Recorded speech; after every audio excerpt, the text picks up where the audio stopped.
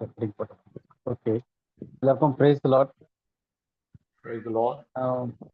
Okay, நம்ம last week வந்து பார்க்க ஆரம்பிச்சது வந்து கர்த்தராகிய இயேசு கிறிஸ்து மகிமைப்படுத்தப்பட்ட பிறகு பவுல் கிட்ட பேசினார்னு அதுக்கு முந்தின வாரம் பார்த்தோம். போன வாரம் என்ன பார்த்தோம்னா எதுக்காக பேசினார், ஏன் பேசினார் அப்படின்னு சொல்லிட்டு பார்க்க ஆரம்பிச்சோம். அதுல முதல் ரீசன் நம்ம பார்த்தது வந்து புறஜாதிகளை வந்து அவருடைய அந்த தேவனுடைய திட்டத்திற்குள்ளாக கொண்டு வர்றதுக்கு, புறஜாதிகளை உள்ள கொண்டு வர்றதுக்கு வாய்ப்பு அமைக்கிறதுக்காக பண்ணாரு. ஏன் அப்படின்னா இயேசு கிறிஸ்து இந்த பூமிக்குரிய ஊழியத்துல வந்த போது அவர் வந்து நியாயப்பிரமாணத்திற்கு உட்பட்டு வந்தார். அப்புறம் நியாயப்பிரமாணத்துக்கு உட்பட்டு வந்திருக்கும் போது புறஜாதிகளோட அவர் தொடர்பு வைக்க முடியாது, புறஜாதிகள் உள்ள வர முடியாது. நியாயப்பிரமாணத்தின்படி அது விளக்கப்பட்டிருக்கு. ஒரு யூதனானவருக்கு புறஜாதியோட இருக்கிறது விளக்கப்பட்டிருக்கு. அப்போ அவர் இயேசு கிறிஸ்து வந்து நியாயப்பிரமாணத்தை முழுமையா நிறைவேற்றி முடிச்சார் அப்படின்னு பார்க்கும்போது அவர் நிச்சயமா அந்த டைம்ல வந்து புறஜாதிகள் வீட்டுக்கு போய் அவங்க கிட்ட சுவிசேஷம் சொல்லி அவர்களை உள்ள சேர்க்கிற ப்ராசஸ் வரல. புறஜாதிகள் அப்ப வரணும்னா எப்படி வர முடியும்னா இஸ்ரவேலை ஆசீர்வதிப்பதன் மூலமாக, அந்த ஆதியாகமம் 12:3 அதிகாரத்தினுடைய அந்த ஒரு அடிப்படையில தான் வர முடியும். அப்படி ஒரு 2 சம்பவத்தை நம்ம காஸ்பல்ஸ்ல வந்து இயேசு கிறிஸ்து புறஜாதிக்கு செய்த காரியத்தை நம்ம பார்த்தோம். ஸோ அப்போ புறஜாதிகள் மொத்தமா உள்ள வரணும் அப்படின்னும் போது நியாயப்பிரமாணம் வந்து அங்க முடிக்கணும். அப்ப இயேசு கிறிஸ்து வந்து நியாயப்பிரமாணத்தை நிறைவேற்றி புறஜாதிகளை உள்ள கொண்டு வர்றதுக்கு வழிவகுத்தார் அப்படின்னு பார்த்தோம். இப்ப புறஜாதிகள் உள்ள வரும்போது தேவனுடைய திட்டத்துல 2 காரியங்கள் இருக்கு அப்படின்றத பார்த்தோம்.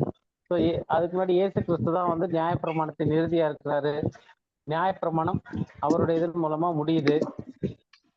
பிரதர், உங்க மைக் ரொம்ப இதாகிட்டு இருக்கு பிரதர். காத்து நான் இது பண்ணிருக்கேன் brother. ஏன்னா பயங்கர காத்து அடிக்குதுங்க. நான் மியூட் காத்தோட பண்ணிடுறேன். சவுண்ட் ரொம்ப இது. Okay, right. இப்ப கிளியரா நல்ல காத்து போல இருக்கு பிரதர் ஏரியால. இவ்வளவு சவுண்ட் வந்துச்சு. ஸோ இதுல என்ன பார்த்தோம் அப்படின்னா இயேசு கிறிஸ்து வந்து நியாயப்பிரமாணத்தின் முடிவா இருக்கிறாரு. அவர் நியாயப்பிரமாணத்தை நிறைவேற்ற வந்தாரு, சிலுவையில் ஆணி அடிச்சு நிறைவேற்றுறாருன்னு பார்த்தோம். அதே மாதிரி அவர் தான் இயேசு கிறிஸ்து தான் நியாயப்பிரமாணத்தின் முடிவா இருக்காரு. அப்ப முடிவு பண்ண பிறகு இப்ப நியாயப்பிரமாணம் கண்டினியூ ஆகலன்னு பார்த்தோம்.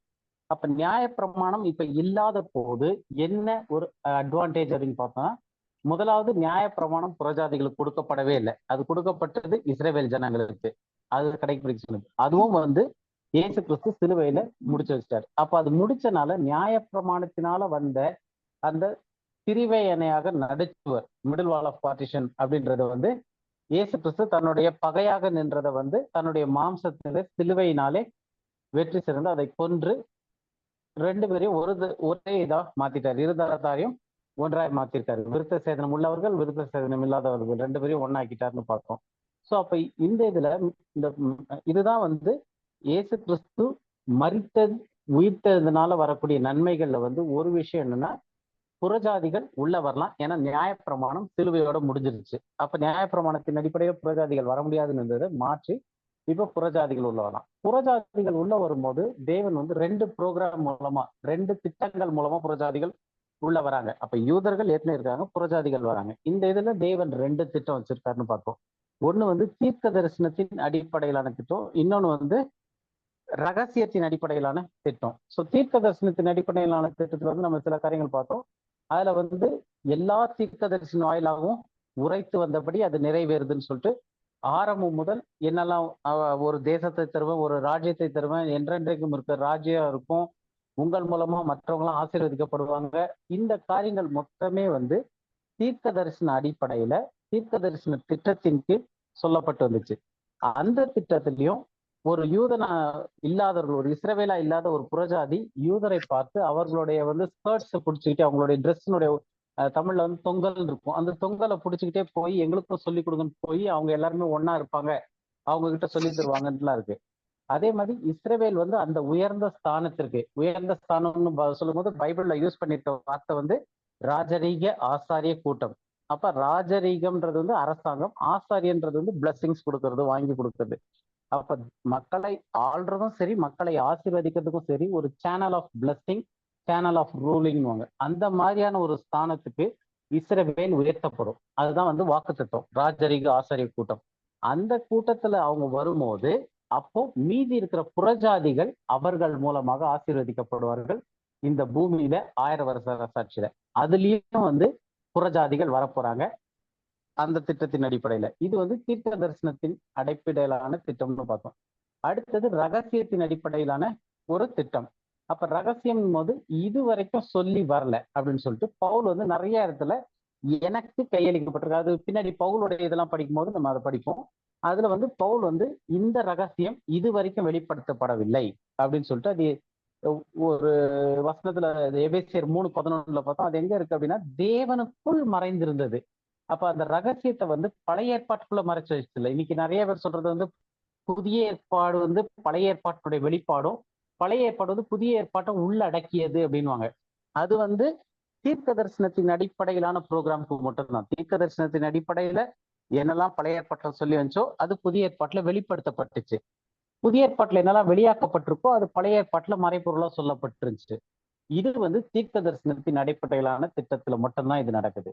ரகசியம் அப்படின்ற அடிப்படையிலான திட்டத்துல வந்து அது எங்க மறைக்க வைக்கப்பட்டிருந்துச்சு அப்படின்னு பார்த்தோம்னா அது வந்து தேவனுக்குள் மறைக்க வைக்கப்பட்டிருந்துச்சு அப்படின்னு பார்த்தோம். அந்த ஒரு வசனத்தை மட்டும் திரும்ப வாசித்தரலாம். எபேசியர் 3:11.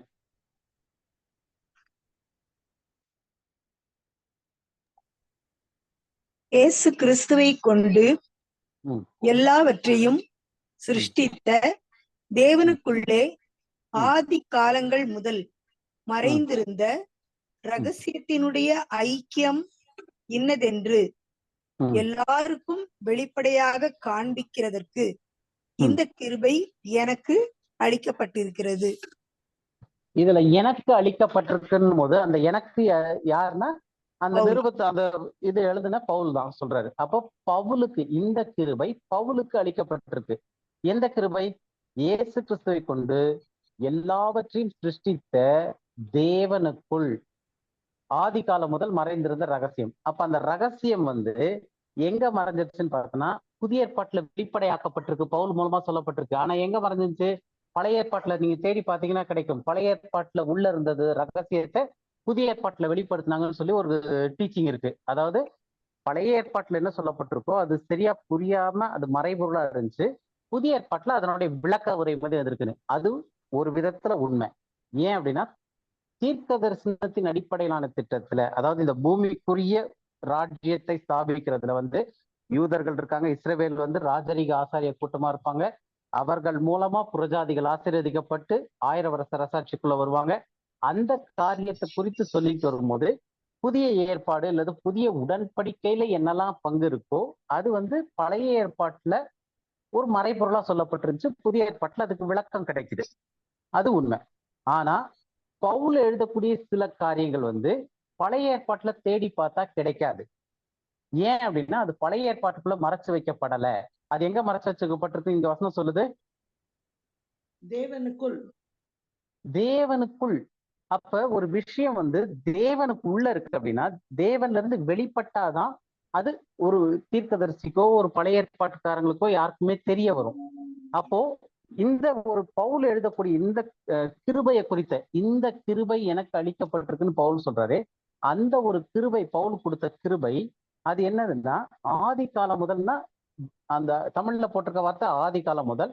இங்கிலீஷ்ல வந்து from the beginning of the world, உலகம் உண்டானது முதற்கொண்டு அது ஆரம்பிச்சதுல இருந்தே எங்கேயுமே தேவன் அதை வெளிப்படுத்தவே இல்லை. அது எங்க இருந்துச்சு அப்படின்னா இங்கிலீஷ்ல வந்து it has been hid in God, தேவனுக்குள் மறைக்க வைக்கப்பட்டிருந்துச்சு. அப்போ ஒரு விஷயம் தேவனுக்கு உள்ள இருக்கு அப்படின்னும் போது அது வந்து யாருக்கு வெளிப்படுத்தப்பட்டுச்சு? முதல் யாருக்கு வெளிப்படுத்தப்பட்டிருக்கு அப்படின்னா, ஏன்னா முன்னாடியே வெளிப்படுத்தப்பட்டுச்சுன்னா அதுக்கு பவுல் வந்து இந்த ரகசியம் எனக்கு வெளிப்படுத்தப்பட்டுச்சுன்னு சொல்ல முடியாது. ஏசாயால எழுதியிருக்கிறபடியே எரேமியாவில் எழுதியிருக்கபடியே அப்படின்னு ஏன்னா அப்படியே பவுல் எழுதியிருக்காரு. ஏசாயா தீர்க்கதரிசனத்தினால சொல்லப்பட்டபடியெல்லாம் பவுல் ரோமர்ல எழுதியிருக்காரு. அப்போ சில விஷயங்கள் ஏற்கனவே பழைய ஏற்பாட்டுல எழுதப்பட்டு சொல்லப்பட்ட சில காரியங்களுக்கு விளக்கமா புதிய ஏற்பாட்டுல இருக்கு. அது வந்து கன்சீல்டானது இப்போ வெளியே வருது. மறைச்சு வச்சிருந்தது பழைய ஏற்பாட்டுல மறைச்சு வச்சிருந்தது புதிய ஏற்பாட்டுல வெளியே வருது. அப்படி பழைய ஏற்பாட்டுல ஒரு விஷயம் இருந்து அது மறைக்க வைக்கப்பட்டிருந்து புதிய ஏற்பாட்டுல அது வெளிப்படுத்தப்படுது அப்படின்னா அது வந்து மிஸ்ட்ரி ப்ரோக்ராம் கிடையாது. அது தீர்க்க தரிசனத்தின் அடிப்படையிலான திட்டத்தின் கீழ் வர்றது. அது வந்து சிறுமந்தைக்கு இருக்கு. இந்த 1000 வருஷ ராஜ்யத்தை சுதந்திரிக்க போறவங்களுக்கு அது அளிக்கப்பட்டிருக்கு. அப்ப இன்னொரு விஷயம் என்னதுன்னா ஒரு சில ரகசியங்கள் இருக்கு. அந்த ரகசியங்கள் வந்து பவுலுக்கு வெளிப்படுத்தப்பட்டு பவுல் சொல்றாரு அந்த ரகசியத்தை. அதை வந்து நீங்க வந்து பழைய ஏற்பாட்டுல தேடினாலும் கிடைக்காது அப்படின்ட்டுன்னு இருக்கு. அதுக்கு ஒரு வசனம் படிச்சிடலாம். எபேசியர்லயே அதே 3வது அதிகாரத்துல இங்கிலீஷ்ல தமிழுக்கும் வசனம் படிச்ச மாதிரி வரும். அது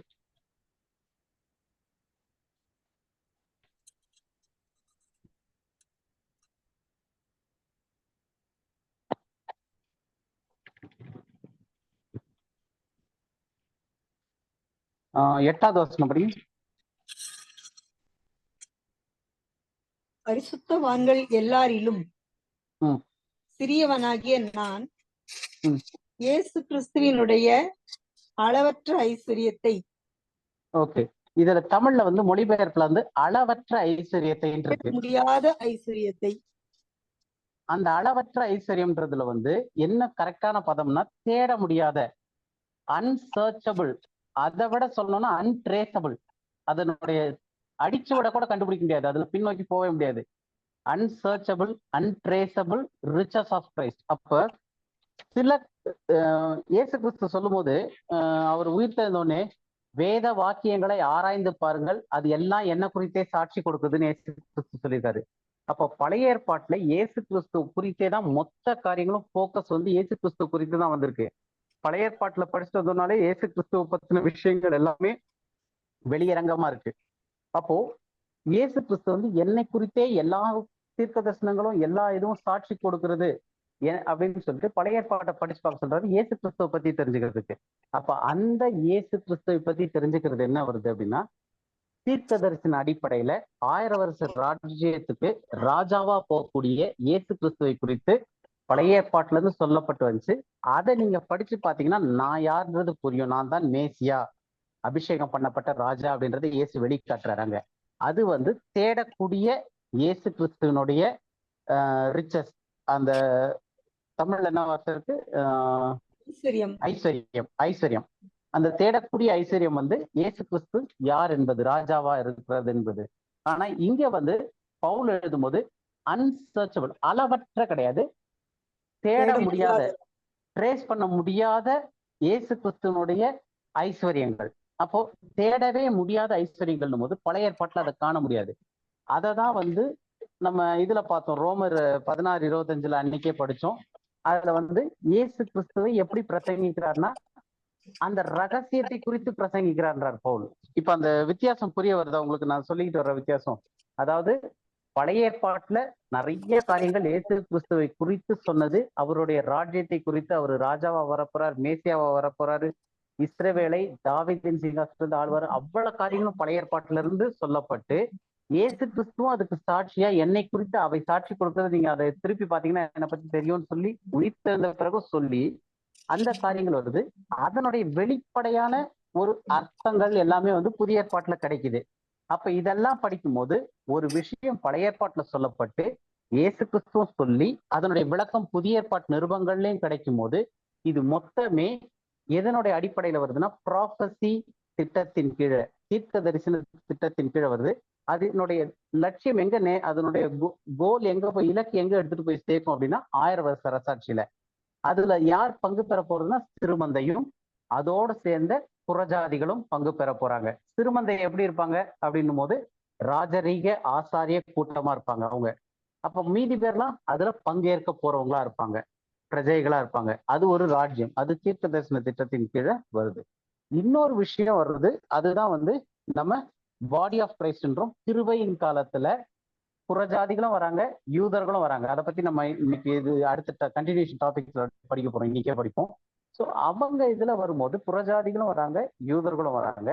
அவங்களுக்கு சொல்லப்பட்ட காரியங்கள் எல்லாமே வந்து பவுல் வந்து ஒரு சில விஷயத்த ரகசியம்னு சொல்றாரு. இது பழைய ஏற்பாட்டுல மறைச்சு வைக்கப்படல, தேவனுக்குள்ளதான் மறைச்சு வைக்கப்பட்டிருந்துச்சு. அப்ப தேவனுக்குள்ள மறைச்சு வைக்கப்பட்டிருக்கும் போது பழைய ஏற்பாட்டுல எந்த ரெஃபரன்ஸ் தேடினாலும் இதற்கான ஒரு ஒத்த ரெஃபரன்ஸ் பழைய ஏற்பாட்டுல கிடைக்கவே கிடைக்காது. ஏன்னா அது தேவனுக்குள்ள இருந்துச்சு, எந்த தீர்க்கதரிசிக்கும் வெளிப்படுத்தப்படல.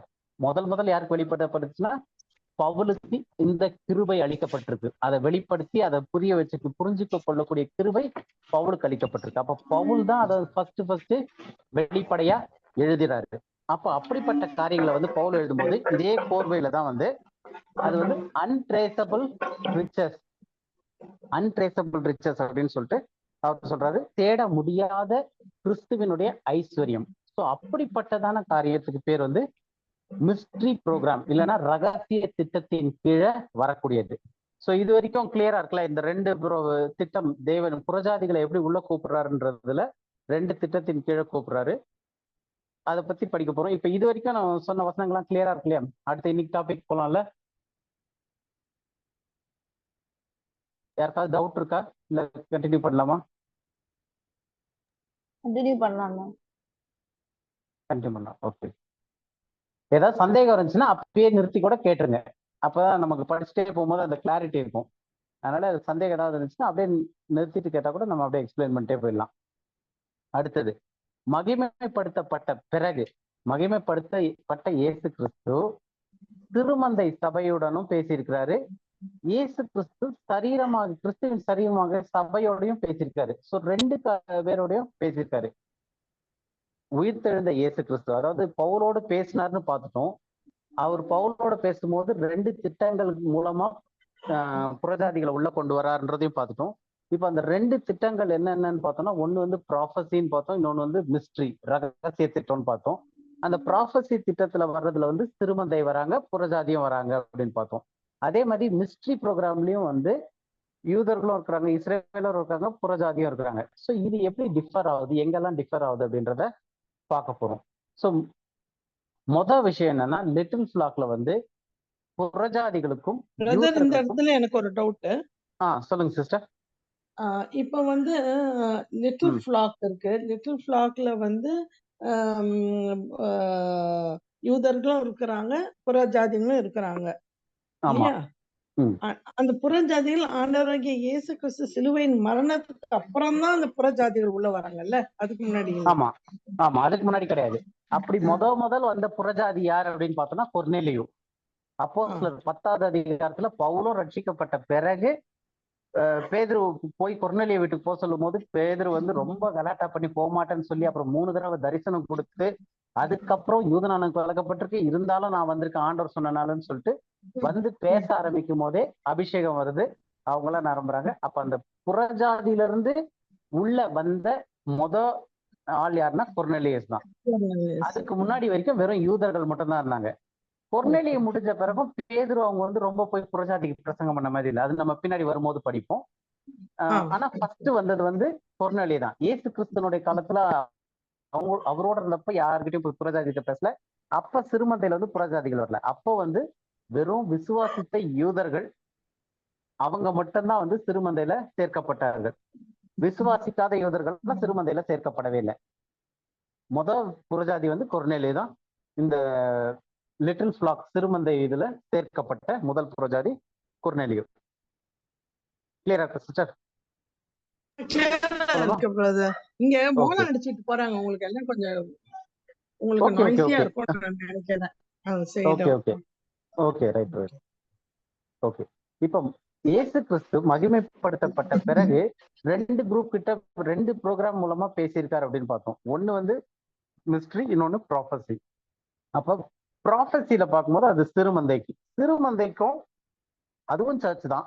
அது வந்து அப்போஸ்தலர் மத்தேயு 16:8 வந்து இயேசு கிறிஸ்து வந்து பேதுரு இந்த கல்லின் மீது என் சபையை கட்டுவேன்னு சொல்லி ஆரம்பிக்கிறாரு. அப்போஸ்தலர் 2வது அதிகாரத்துல 120 பேர் இருக்காங்க, அப்புறம் 3000 பேர் சேர்க்கப்படுறாங்க, அப்புறம் 5000 பேர் சேர்க்கப்படுறாங்க. அந்த சபை வளர்ந்துகிட்டே போகுது. அந்த சபைக்கு வேதத்துல கொடுக்கப்படுற இன்னொரு பேர் என்னன்னா சர்ச் ஆஃப் காட், தேவனுடைய சபைன்ற பேர் கொடுக்கப்பட்டிருக்கு. ஸோ அப்ப தேவனுடைய சபைன்னு ஒரு சபை வந்துகிட்டு இருக்கு. அதுக்கு இன்னொரு பேர் லிட்டில் ஃபிளாக்னு சிறுமந்தைன்னு சொல்றோம். அந்த இதுல வந்து என்ன வித்தியாசம்னா, முதல் யூதர்கள், அதுக்கப்புறம் புறஜாதிகள், ரெண்டு பேருக்குமான வித்தியாசம் இருந்துச்சு. இது எப்ப நடக்குது அப்படின்னா, அப்போஸ்தலர் பவுல் மூலமா அந்த திருமந்தை சபைக்கும் டீச்சிங் கொடுக்குறாரு இயேசு கிறிஸ்து. ஆனா ஒரு டிரான்சிஷனல் பீரியட்ல டீச்சிங் கொடுக்குறாரு. டிரான்சிஷனல் பீரியட்ன்றது வந்து நம்ம பார்த்தோம், சிறுமந்தைக்கு வந்து சொல்லும் போது அப்போஸ்தலர் 2வது அதிகாரத்துல பேதுரு எழுந்து சொல்றாரு, யோவேல் தீர்க்கதரிசி, இதை ஒரு 2 வாரத்துக்கு முன்னாடி நம்ம பார்த்தோம், யோவேல் தீர்க்கதரிசினால சொல்லப்பட்டது நிறைவேறும்படி இவர்களுக்கு கடைசி காலத்துல அபிஷேகம் கொடுக்கப்படும் சொல்லியிருக்கேன். அந்த அபிஷேகம் இப்ப கொடுக்கப்பட்டிருக்கு. இனி சூரியன் வந்து இருளாகவும் சந்திரன் ரத்தமா மாறும், தேவனுடைய 2ஆம் வருகை வரப்போகுதுன்னு சொல்லிட்டு அப்போஸ்தலர் 2வது அதிகாரத்துல சரி 3வது அதிகாரத்துல சரி அவங்க வந்து தேவனுடைய 2ஆம் வருகைக்காக ஆவலோட எதிர்பார்த்து அந்த நாட்கள்ல இருக்கிறாங்க. அப்போ அவங்களுக்கு தெரியல இன்னும் காலம் இருக்கு, கிருபையின் காலம்னு ஒரு புது காலம் வருதுன்னே தெரியல. ஏன்னா எந்த தீர்க்கதரிசியும் அதை பத்தி சொல்லல. ஏன் சொல்லலாம், அது தேவனுக்குள்ள மறைக்க வைக்கப்பட்டிருந்துச்சு, அது வெளிப்படுத்தப்பட்டது பவுலுக்கு. அப்ப அதனால எந்த தீர்க்க தரிசனத்திலையும் எந்த இதுலையுமே இப்ப இருக்கிற அந்த 2000 வருஷத்துக்கு மேல போய்கிட்டு இருக்க இந்த கிருபையின் காலத்தை பத்தியும் இதனுடைய டீச்சிங் பத்தியும் எந்த பழைய ஏற்பாட்டிலையும் எந்த தீர்க்க தரிசனத்திலையும் எந்த தீர்க்க தரிசிக்கும் வெளிப்படுத்தப்படாதனால பேதுருக்கும் அப்ப புரியல. ஏன்னா அவங்களுடைய கணக்குப்படி இயேசு கிறிஸ்து அடுத்தது 7 வருஷத்துக்குள்ள வந்துருவாரு அப்படின்னு உபத்திரவத்துக்கு தான் அவங்க ரெடியாகி எல்லாம் காத்துக்கிட்டு இருந்தாங்க. அந்த டைம்ல இருக்கும்போது அவங்களுக்கு தெரிஞ்சது வந்து ஃபர்ஸ்ட் இது கடைசி காலம் வந்துருச்சு அப்படின்றத தெரிஞ்சுட்டு வராங்க. இப்ப அந்த ஒரு காலகட்டத்தில இருந்து தேவன் வந்து பவுலுக்கு வெளிப்படுத்த ஆரம்பிக்கிறாரு. அதுவும் ஒரே நாள்ல மொத்தத்தையும் அப்படியே வெளிப்படுத்தி டவுன்லோட் பண்ணி கொடுத்த மாதிரி கொடுக்கல. அவருக்கு ப்ரொக்ரஸிவா படிப்படியா கொஞ்சம் கொஞ்சமா அவருக்கு தேவன் வெளிப்படுத்திக்கிட்டு வர்றாரு. அப்ப பவுல் வந்து ஒரு நிருபத்தை எழுதும் போது கொஞ்சம் கொஞ்சமா அவருக்கு வெளிப்படுத்திட்டே வர்றாரு இந்த மிஸ்ட்ரி ப்ரோக்ராமை பத்தி. எது, இந்த கிருபையின் காலத்தை பத்தி தேவன் வந்து பவுல் கொஞ்சமா வெளிப்படுத்தி வர்றாரு. அப்போ அந்த சிறுமந்தைன்ற காலம் வந்து அப்படியே முடிஞ்சுக்கிட்டு வருது. ஏன்னா 7 வருஷம் ஆகியும் இன்னும் ஏசு கிறிஸ்து வரல, அது அப்படியே இழுத்துக்கிட்டு போற மாதிரி இருக்கு, அப்படியே முடிஞ்சுக்கிட்டே வர்ற மாதிரி ஸ்டேஜ்ல வந்துட்டு இருக்கு. இந்த பக்கம் பவுலுக்கு கிருபையை பத்தி கொஞ்சம் கொஞ்சமா சொல்லிக்கிட்டே வர்றாரு.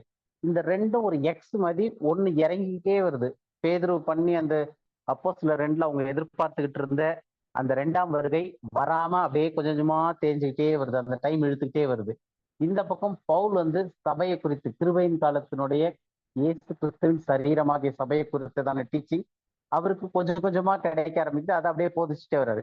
அப்ப இது ரெண்டும் ஒண்ணுக்கு ஒண்ணு இன்டர்செக்ட் பண்ணி ஒரு எக்ஸ் மாதிரி ஒரு பக்கம் வளர்ந்துகிட்டே போகுது பவுலனுடைய மினிஸ்ட்ரி, இன்னொரு பக்கம் பேதுருவனுடைய இது வந்து அப்படியே குறைஞ்சுக்கிட்டே வர ஆரம்பிக்குது.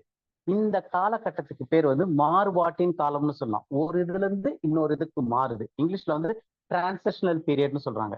அப்ப இந்த டிரான்சிஷனல் பீரியட்ல எழுதப்பட்ட புத்தகம் தான் அப்போஸ்தலர் நடவடிக்கைகள். ஒரு எழில் வந்து இன்னொரு இதுக்கு எப்படி மாறுச்சு அப்படின்றத புரிஞ்சுக்கணும்னா அப்போஸ்தலர் நடவடிக்கை ஃபுல்லா படிச்சா போதும். இதுல பார்த்தோம் அப்படின்னா அப்போஸ்தலர் 15வது பவுல் ரட்சிக்கப்பட்ட பிறகே கொஞ்சம் கம்மியாயிரும் பேதுருனுடைய இது. அதுக்கப்புறம் 10வது அதிகாரத்துல கொர்நேலிய வீட்டுக்கு போறதுக்கு ஃபர்ஸ்ட் அந்த லிட்டில் ஃபிளாக்ல கொர்நேலிய சேர்றாரு. அதனால பேதுருவை வச்சு கொர்நேலிய வீட்டுக்கு போறது அந்த சம்பவம் இருக்கும். அதுக்கப்புறம் 13ல இருந்து மறுபடியும் பவுலோட இது ஆரம்பிக்கும். கொஞ்சம் கொஞ்சமா வந்து பவுலுடைய ஊழியத்துல இருக்கக்கூடிய ஒரு சில சிக்கல்களை தீர்த்து வைக்கிறதுக்கு அப்போஸ்தலர் 15வது அதிகாரத்துல ஒரு எருசலேம் கவுன்சில் மாதிரி கூட்டுவாங்க. அப்ப அந்த கவுன்சில்ல வரும்போது பேதுரு வராரு, எல்லாம் வராங்க. ஆனா அந்த கவுன்சில்ல ஒரு தீர்மானம் முடிச்சதுக்கு அப்புறம் அப்போஸ்தலர் 15க்கு அப்புறம் பேதுருனுடைய ஊழியம் எங்கேயுமே குறிப்பிடப்படாது. அது அப்படியே ஃபுல்லா முடிஞ்சு போய் பவுலுடைய ஊழியத்தை பத்தி தான் அவர் எங்க போறாரு என்ன பண்றாருன்னு சொல்லிட்டே வரும்.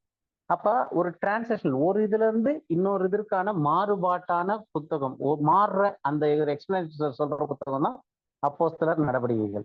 அப்போ இந்த ஒரு காலகட்டத்துல அவங்களுக்கு பாதி புரியுது பாதி புரியல, குழம்புது. ஏன்னா இயேசு கிறிஸ்து வருவார்னு சொல்லி வெயிட் பண்றாங்க, அபிஷேகம் வந்துருச்சு, ஆனா இன்னும் சூரியன் இருளாவுல சந்திரன் ரத்தமா மாறல, இயேசு கிறிஸ்து வரல, அவர் சொன்ன தீர்க்க தரிசனம்லாம் 2ஆம் வருகைக்கான தீர்க்க தரிசனம் இன்னும் நிறைவேறாம அப்படியே நிக்குது, என்ன பண்றதுன்னு தெரியல அவங்களுக்கு.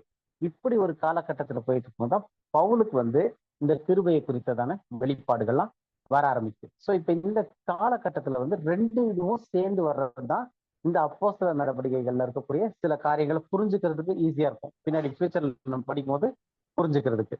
இப்ப இந்த அதான் சொல்ல ஆரம்பிச்சேன், சந்தேகம் ஏதாவது இருக்கான்னு கேட்கலான்னு.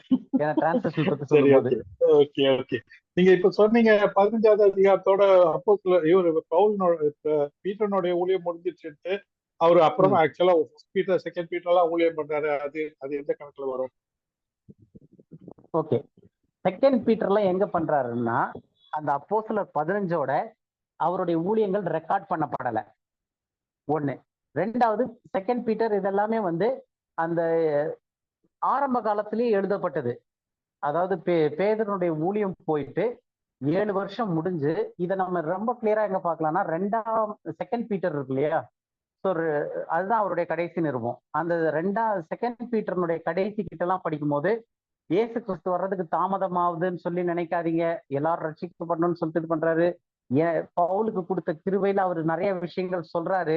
சில இது புரியுது, சில இது புரிய மாட்டேங்குது அப்படின்றாரு. இதெல்லாம் நம்ம வர்ற நாட்கள்ல டீட்டெயிலா படிப்போம் அந்த இதெல்லாம்.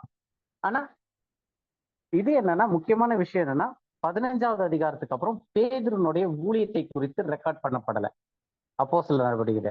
வெறும் பவுலுடைய ஊழியங்களை குறித்து தான் ரெக்கார்ட் பண்ணப்பட்டிருக்கு. அதுவும் சிறுமந்தைக்கு பவுல் மூலமா எப்படி கொடுக்கப்படுது அப்படின்னு சொல்லிட்டு அந்த கிருபையில. அதுல பவுல் வந்து நிறைய டீச்சிங் வந்து திருமந்தைக்கும் எழுதுறாரு, பாடி ஆஃப் கிரைஸ்டுக்கும் எழுதுறாரு. அதை நம்ம பின்னாடி இப்ப சில வசனத்துல பிரிச்சு பார்ப்போம், எப்படி பிரிக்க முடியும், இது யாருக்கு சொல்லியிருக்காரு அப்படின்னு சொல்லிட்டு. ஸோ முக்கியமா வந்து நம்ம இப்ப என்ன பார்க்கணும்னா, அப்போஸ்தலர் நடவடிக்கைகள் புக்கு படிக்கும்போது அது வந்து ஒரு டாக்டரினலோ இல்ல அதுல இருந்து ஒரு டீச்சிங்கோ எடுக்கக்கூடிய ஒரு புக்கு கிடையாது. அது என்னன்னா, அது ஒரு ஹிஸ்டரி, காலகட்டம் எப்படி இருந்து எப்படி மாறுச்சு, தேவன் எப்படி பண்ணாரு அப்படின்னு சொல்லிட்டு. அதனாலதான் இன்னைக்கு வந்து அப்போஸ்தலர் 5வது அதிகாரத்துல இருக்கக்கூடிய அனினா சப்பீரானுடைய சம்பவம் இன்னைக்கு எந்த கிறிஸ்தவருக்கும் நடக்க மாட்டேங்குது. ஏன்னா அப்ப அவங்க இருந்தது வந்து கிருபையின் காலத்துல இல்ல, அது வந்து ராஜ்யத்துக்கு உள்ள நுழையறதுக்கான காலகட்டத்துல இருந்தாங்க. அவங்களுடைய சொத்தெல்லாம் வித்துட்டு வந்து சீஷர் பாதத்தண்டையில கொடுத்துட்டு அவங்க இருந்தாங்க. இன்னைக்கு யாரும் அப்படி சொத்தை வித்து கொடுக்கறதும் கிடையாது. அப்படி ஒரு சின்ன பொய் சொல்லியாச்சுன்னா பரிசுத்தாவிக்கு விரோதமா பொய் சொல்லணும்னு சொல்லிட்டு யாரும் செத்து போறதும் கிடையாது அதுக்கு. ஏன்னா இன்னைக்கு வந்து நம்ம இருக்கிற காலகட்டம் வேற, கிருபையின் காலத்துல இருக்கும். அந்த காலகட்டத்துல இருந்தா அது வேற மாதிரி ராஜ்யத்துக்குள்ள என்ட்ரு ஆக போறதுக்காக. அப்போ வந்து தேவன் இரும்பு கோலால் ஆளுகை செய்வான் இருக்கு. இரும்பு கோல்னா வந்து இருப்பு கோல் இருக்கும். இருப்பு கோல்னா ஒண்ணும் இல்லை, அயன் ராடு. போலீஸ் ஸ்டேஷன்ல கூட கட்டையில தான் லத்தி வச்சிருப்பாங்க. இயேசு கிறிஸ்தனுடைய 1000 வருஷ சர்ச்சு.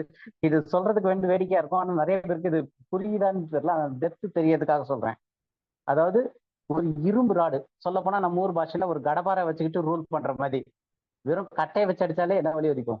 அப்போ பைபிள் சொல்லுது, தேவன் 1000 வருஷ அரசாட்சியில இருப்பு கோலால் ஆளுகை செய்கிறவர் அப்படின்னு சொல்லுது. அப்போ ஒரு அயன் ராட் வச்சுட்டு ஆளுகை செய்ய போறாரு.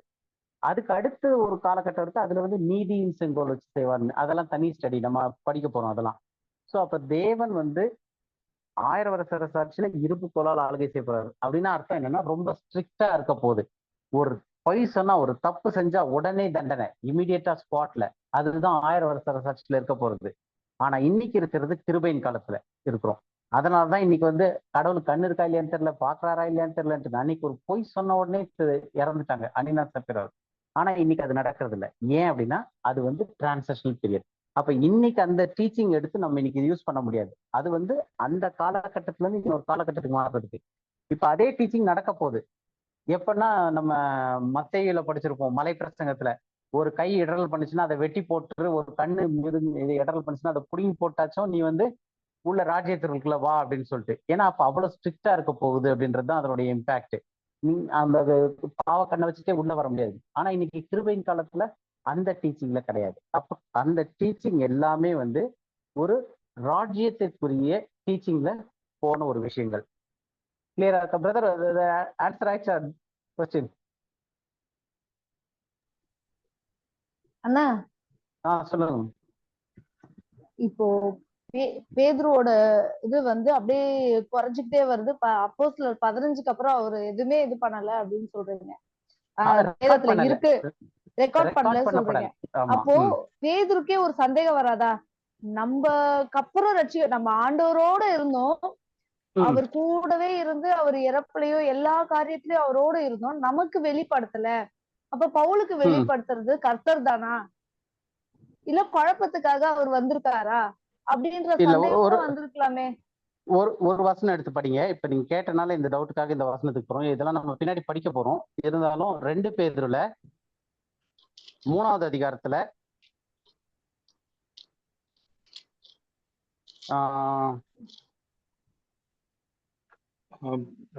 பவுல் பேசுறதுமே புரிய மாட்டேங்குது.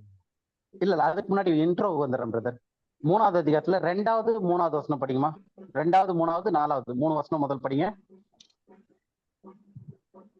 பரிசுத்த தீர்க்கதரிசிகளால் முன் சொல்லப்பட்ட வார்த்தைகளையும் இரட்சகராய் இருக்கிற கர்த்தருடைய அப்போஸ்தலனாகிய எங்களுடைய கட்டளைகளையும் நீங்கள் நினைவு கூறும்படி இந்த நிருபங்களினால் உங்கள் உண்மையான மனதை நினைப்பூட்டி எழுப்புகிறேன். முதலாவது நீங்கள் அறிய வேண்டியது என்னவெனில், கடைசி நாட்களில் பரிகாசக்காரர் வந்து தங்கள் சுய இச்சையின்படியே நடந்து அவர் வருவார் என்று சொல்லுகிற வாக்குத்தத்தம் எங்கே? ஒரு நிமிஷம். பரியாசக்காரர் வந்து அவர் வருவார்னு சொன்ன வாக்குத்தத்தம் எங்கேன்னு சொல்லிட்டு பரியாசம் பண்ணுவாங்கன்ட்டுன்னு அதை ஏன் எழுதுறாருன்னா, அங்க 7 வருஷத்துல அவர் வரப்போறாருன்னு சொல்லி இவங்க ஆணித்தனமா பிரசங்கிச்சுக்கிட்டு வராங்க. ஏன்னா இவங்க இயேசு கிறிஸ்துவனுடைய உயிர்த்தெழுதல கண்ணார கண்டவங்க, அவரை கண்ணார கண்டு அவர் பரமேறி போறத பார்த்தவங்க, முழு நம்பிக்கையோட விசுவாசத்தவங்க. அதனால அவங்களுக்கு நிச்சயமா தெரியும் எப்படி போறாரோ அப்படியே வரப்போறாருன்னு சொல்லிட்டு. ஸோ அப்ப அந்த காரியங்கள் தெளிவா இருக்கிறதுனால இவங்க நம்பிக்கையோட இருந்து பிரசங்கிக்கிறாங்க. ஆனா இவங்க மூலமா பிரசங்கம் கேட்டவங்க என்ன நினைக்கிறாங்க, டைம் தாண்டிடுச்சு, இன்னும் இயேசு கிறிஸ்து வரல. அப்ப கிண்டல் அடிக்க ஆரம்பிக்கிறாங்க இவங்களை குறித்து. ஸோ அந்த ஒரு சூழ்நிலையில இதை எழுத ஆரம்பிக்கிறாரு. உங்களுக்கு இப்ப அந்த கான்டெக்ட் புரியுதா? 2 பேதுருடைய கான்டெக்ட் என்ன வருதுன்ட்டுன்னு. இப்ப அதை படிங்க, அப்படியே அந்த வசனத்தை முடிங்க. நித்திரை அடைந்த பின்பு சகலமும் சிருஷ்டிப்பின் தோற்றம் முதல் 4வது வசனம் அவர் வருவார் என்று சொல்லுகிற வாக்குத்தத்தம் எங்கே? பிதாக்கள் நித்திரை அடைந்த பின்பு சகலமும் சிருஷ்டிப்பின் தோற்றம் முதல் இருந்த விதமாக இருக்கிறதே என்று சொல்லுவார்கள். இருக்கிற விதமாக இருக்குது என்று சொல்லுவார்கள். அப்ப என்ன அர்த்தம்னா, எல்லாம் இறக்குறாங்க, அப்படியே மண்ணுக்குள்ள இருக்காங்க, உயிர்த்தெழுதல் நடக்கல. ஏன்னா அவங்களுடைய கணக்குப்படி செகண்ட் கம்மிங் வரும்போது உயிர்த்தெழுதல் நடக்கும். எல்லாரும் மரித்தவர்கள் உயிர்த்தெழுவாங்க. அதற்கு முதற்படியாக இயேசு கிறிஸ்து உயிர்த்தெழுந்து விட்டார். நாங்க சாட்சிகள். மரித்த எல்லாரும் உயிர்த்தெழுவாங்க, அவர் 2ஆம் வாட்டி வரப்போறாருன்னு சொல்லிக்கிட்டு இருக்காங்க. ஆனா எல்லாரும் மார்க் பண்றவங்க, இந்த கேலி பண்றவங்க என்ன பண்றாங்க, வருவார்னு சொன்னதெல்லாம் எங்க, அந்த தீர்க்கதரிசனம் எங்க? செத்தவங்க எல்லாம் இன்னும் பிதாக்கள்ன்றது வந்து இறந்தவங்க. ஸோ அவங்களுடைய பிதாக்கள் எல்லாம் வந்து நிற்ற இறந்தவர்கள், இறந்தவங்க எல்லாம் வந்து இன்னும் சிருஷ்டிப்புல இருந்து ஆரம்பத்துல இருந்து அப்படியே தானே இருக்காங்க, யாருமே உயிர்த்து எழுதிய ஒன்னும் அப்படின்னு சொல்லிட்டு கிண்டல் பண்ண ஆரம்பிக்கிறாங்க. இப்ப அதுக்கு அவரை எக்ஸ்பிளைன் பண்ணிட்டே வராரு. எக்ஸ்பிளைன் பண்ணிட்டு வரும்போது 9வது வசனம் படிங்க. 9:10. தாமதிக்கிறார் என்று சிலர் எண்ணுகிறபடி கர்த்தர் தமது வாக்குத்தத்தத்தை குறித்து தாமதம் இராமல் ஒருவரும் கெட்டு போகாமல் எல்லோரும் மனம் திரும்ப வேண்டும் என்று விரும்பி தம்மேல் நீடிய பொறுமை உள்ளவராய் இருக்கிறார். போதும். 9வது வசனத்துல என்னது? நீடிய பொறுமை இல்ல 9வது வசனத்திலும் படிங்க. தாமதிக்கிறார் என்று சிலர் எண்ணுகிறபடி. போதும். அப்ப என்ன இங்க சூழ்நிலை எப்படி இருக்குன்னா, 2வது பேதுரு எழுதும் போது சிலர்னா யாரு? ஒண்ணு புறஜாதிகள் கிடையாது. இயேசு கிறிஸ்துனுடைய சுவிசேஷத்தை கேட்டவங்க, அவர் வரப்போறான்னு கேட்டு இன்னைக்கு நிறைய பேர் பயங்கட்டாங்கல்ல, செகண்ட் கம்மிங் வரப்போகுது, அவ்வளவுதான் 4 நெருங்கிடுச்சுன்னு சொல்லிட்டு அதுல மனம் திரும்புறாங்க தெரியுமா? அவங்க ஒரு 5 வருஷம் கழிச்சு, என்ன அன்னைக்கே 2012 வந்துரும் நாங்க, 2015 வந்துரும் நாங்க, 20 உலகம் இப்போது வந்துரும் நாங்க, இன்னும் வரலன்னு சொல்லிட்டு இன்னைக்கும் இதே மாதிரி நிறைய பேர் இருக்காங்க. அப்ப அவங்க என்ன யோசிக்கிறாங்கன்னா, தாமதிக்கிறார் என்று சிலர் எண்ணுகிறபடி அப்படின்னு சொல்லிட்டு அந்த சிலர் வந்து இயேசுவை விசுவாசத்தவங்களும் நினைக்க ஆரம்பிக்கிறாங்க. அவங்களுக்கு பேதுரு வந்து என்கரேஜ் பண்ணி எழுதுறாரு. புரியுதா உங்களுக்கு? அப்ப அந்த டைம் வந்து 7 வருஷம் தாண்டிடுச்சு. பேதுருனுடைய ஊழியமும் பண்ணிக்கிட்டு இருக்காரு. ஆனா இயேசு கிறிஸ்து வர்றதுக்கு தாமதமானனால இங்க அந்த குழப்பம் இருக்கு. இப்ப வந்து அவர் வந்து அடுத்த ஒரு காரியத்தை எழுதுறாரு. ஏன்னா பேதுருக்கு ரகசியங்கள் வெளிப்படுத்தப்படவில்லை, மிஸ்ட்ரியை குறித்தோ இல்ல கிருபையின் காலத்தை குறித்தோ. ஏன்னா கிருபையின் காலம் பவுலுக்கு கையளிக்கப்பட்டுச்சு. ஆனா பேதுருனுடைய ப்ரோக்ராம் வந்து அந்த தீர்க்க தரிசனத்தின் அடிப்படையில லிட்டில் ஃப்ளாக் சர்ச்சுக்கு பேதுரு தான் லீடர். அந்த ப்ரோக்ராம் இன்னும் வரவே இல்லை. 7 வருஷம் தாண்டிடுச்சு. எல்லாரும் கேலி பண்றாங்க, உயிர்த்தெழுதல் நடக்கலன்றாங்க. அதனால இவர் வந்து எல்லாரும் ரட்சிக்கப்பட்டோன்னு வெயிட் பண்ணிட்டு இருக்காரு. ஆண்டவர் நீங்க நினைக்கிற மாதிரி கிண்டல்லாம் பண்ணாதீங்க அப்படி இப்படின்னு சொல்லிட்டு, தாமதிக்கிறாருன்னு சிலர் நினைக்கிற மாதிரி அவர் தாமதிக்கலாம் இல்லை அப்படி இப்படின்லாம் சொல்லிட்டு, ஆனா அவருக்கு எக்ஸ்பிளைன் பண்றதுக்கு என்ன காரணம்னு சொல்றதுக்கு வழி இல்லை. அப்ப அவரு 15வது வசனம் 16வது வசனம் சொல்லி முடிக்கிறாரு. 15-16 படிங்க. அதே இதுல அப்படியே. மேலும் நம்முடைய கர்த்தரின் நீடிய பொறுமையை ரட்சிப்பென்று எண்ணுங்கள். நமக்கு பிரியமான சகோதரனாகிய பவுலும் தனக்கு அருளப்பட்ட ஞானத்தினாலே இப்படியே உங்களுக்கு எழுதி இருக்கிறான். போதும். ஒரு நிமிஷம். பேதுருனுடைய ஆடியன்ஸ் யாரு? சிறுமந்தை. கரெக்டா? பேதுரு வந்து சிறுமந்தைக்கு தான் ஊழியம் பண்ணாரு. அவருக்கு மேலதான் வந்து சிறுமந்தை சபை கட்டப்பட்டுச்சு. அவர் தான் சிறுமந்தையினுடைய லீடர். அப்போ சில 2வது அதிகாரத்துல அவர் தான் எழுந்து பிரசங்கிக்கிறாரு சிறுமந்தைக்காக. அப்ப அவரு தான் வந்து ஃபர்ஸ்ட் பர்சன் சிறுமந்தையில செலக்ட் பண்ணப்பட்ட ஆளு. அவர் என்ன சொல்றாரு, மேலும் நம்முடைய கர்த்தரின் நீடிய பொறுமை. நீடிய பொறுமைனா வந்து டைம் ஆகிட்டே இருக்கு, அவர் பொறுமையா இருக்கார் வராம. ரட்சிப்பு என்று எண்ணுங்கள். நீங்க அது வந்து ரட்சிப்புக்காகன்னு சொல்லிட்டு நீங்க எண்ணுங்க, கணக்குல வச்சுங்க. நமக்கு பிரியமான சகோதரனாகிய பவுலும் தனக்கு அளிக்கப்பட்ட ஞானத்தினாலே, இந்த தனக்கு அளிக்கப்பட்ட ஞானத்தினாலே என்ன தனக்கு அப்படின்னும் போது ஸ்பெசிபிக்கா பவுலுக்கு ஆண்டவர் அவருக்கு கொடுத்த அந்த ஞானம் அப்படின்ற வார்த்தை யூஸ் பண்ணியிருக்காரு. இங்க பவுல் வந்து அதை சொல்லும் போது எனக்கு அளிக்கப்பட்ட கிருபை அப்படின்னு சொல்றாரு. புரியுதா உங்களுக்கு வித்தியாசம்? அப்ப பவுலுக்கு அளிக்கப்பட்டிருக்கிற அந்த ஞானத்தினால இப்படி எது இந்த லேட் ஆகிறது வந்து ஆண்டவர் ரட்சிக்கிறதுக்காக இதை லேட் பண்றாரு அப்படின்னு சொல்லி பவுல் வந்து இந்த காரியத்தை இப்படியே அப்படின்றது வந்து எப்படின்னா பொறுமையா இருக்கிறது, கர்த்தருடைய நீடிய பொறுமையானது ரட்சிப்பென்று எண்ணுங்கள்னு சொல்லிட்டு இந்த காரியத்தை குறித்து உங்களுக்கு, அப்ப அந்த உங்களுக்கு யாரு, சிறுமந்தைக்கு 1000 வருஷ ராசாட்சி எதிர்பார்த்துக்கிட்டு 2ஆம் வருகை எதிர்பார்த்துட்டு இருந்தாங்க இல்லையா, அந்த குரூப்புக்கு, பேதுருடைய குரூப்புக்கு உங்களுக்கு எழுதியிருக்கிறான் அப்படின்னு சொல்லிட்டு அடுத்த 16வது வசனம் படிங்க. எல்லா நிருபங்களிலும் இவைகளை குறித்து பேசி இருக்கிறான். போதும் போதும் போதும், அவன் போதும் ஒரு சில நிருபத்துல கிடையாது, எத்தனை நிருபத்துல பேசியிருக்காராம் பவுல் இந்த மாதிரி விஷயத்த? எல்லா நிருபத்திலையும். யாருக்கு பேசி இருக்கிறாரு? பேதுரு யாருன்னு சொல்றாரு? சிறுமந்தைக்கு. அப்ப உங்களுக்கு எழுதியிருக்கிறான்னு சொல்லும் போது சிறுமந்தையாகிய உங்களுக்கு எழுதியிருக்கிறான். எல்லா நிருபங்களிலும் இவைகளை இயேசு கிறிஸ்து பொறுமையா இருக்குது, அவர் வர்றது தாமதமாவது என்னன்னா அது ரட்சிப்பென்று எண்ணுங்கள், அவர் பொறுமையா இருக்கிறாரு. ஏன்னா இன்னும் 2ஆம் வருகை வரல. அப்ப அந்த 2ஆம் வருகை வரலன்றது வந்து இன்னைக்கு இருக்கிற கிருபையை குறித்து பவுல் வந்து சில காரியங்களை பேசிட்டு வர்றாரு. அதனால இந்த காரியங்கள் நிறுத்தப்பட்டிருக்கு அப்படின்ட்டு. அப்ப பவுலுக்கும் வந்து கொஞ்சம் கொஞ்சமா தான் வெளிப்பாடு வந்துகிட்டு இருக்கு. அவர் வெளிப்பாடு வர வர கொஞ்சம் எழுதிட்டு இருக்காரு. அந்த காரியத்தை எல்லா நிருபத்திலையுமே எழுதுறாரு. அப்ப எல்லா நிருபங்களிலும் இவைகளை குறித்து, அதாவது கிறிஸ்துனுடைய அந்த ப்ரோக்ராம் 7 வருஷத்துல அவர் வருவாங்கன்னு இந்த கான்டெக்ஸ்டே 3வது அதிகாரமே செகண்ட் கம்மிங்கை பத்தி, அது அந்த காரியத்தை குறித்து எல்லா இதுலயுமே வந்து பேசியிருக்கிறான். அவன் படிங்க இப்ப 16வது அப்படியே கண்டினியூ பண்ணுங்க. 16வது அவன் சொன்னவைகளில் சில காரியங்கள் அறிகிறதற்கு அரிதாய் இருக்கிறது. போதும் ஒரு நிமிஷம் பொறுமையா போகும். அவன் அப்படின்றது யாரு? பவுல சொல்றாரு, பேதுரு. ஏன்னா கான்டெக்ட்ல வந்து பவுல் தனக்கு அளிக்கப்பட்ட ஞானத்தினாலே இப்படி உங்களுக்கு எழுதியிருக்கிறான், எல்லா நிருபங்களிலும் இவைகளை குறித்து பேசியிருக்கிறான். அவன் சொன்னவைகளில், யாரு? பவுல் சொன்னவைகளில் சில காரியங்கள், அதாவது எல்லா காரியமும் அவங்களுக்கு புரியுது, பவுல் சொன்னதெல்லாம் புரியுது, ஆனா அதுல சில காரியங்கள் அறிகிறதற்கு அரிதா இருக்கிறது, மண்டையை பிச்சுக்கிற மாதிரி இருக்கு, புரியலன்றதுதான் இந்த அரிதா இருக்கிறதுன்றது அர்த்தம். அப்ப ஏன் அவங்களுக்கு அரிதா இருக்கு அப்படின்றத நம்ம பின்னாடி இப்ப ரைட் டிவிஷன்ல இன்னும் ஒரு 2-3 வாரம் கழிச்சு இதை டீட்டெயிலா படிப்போம்.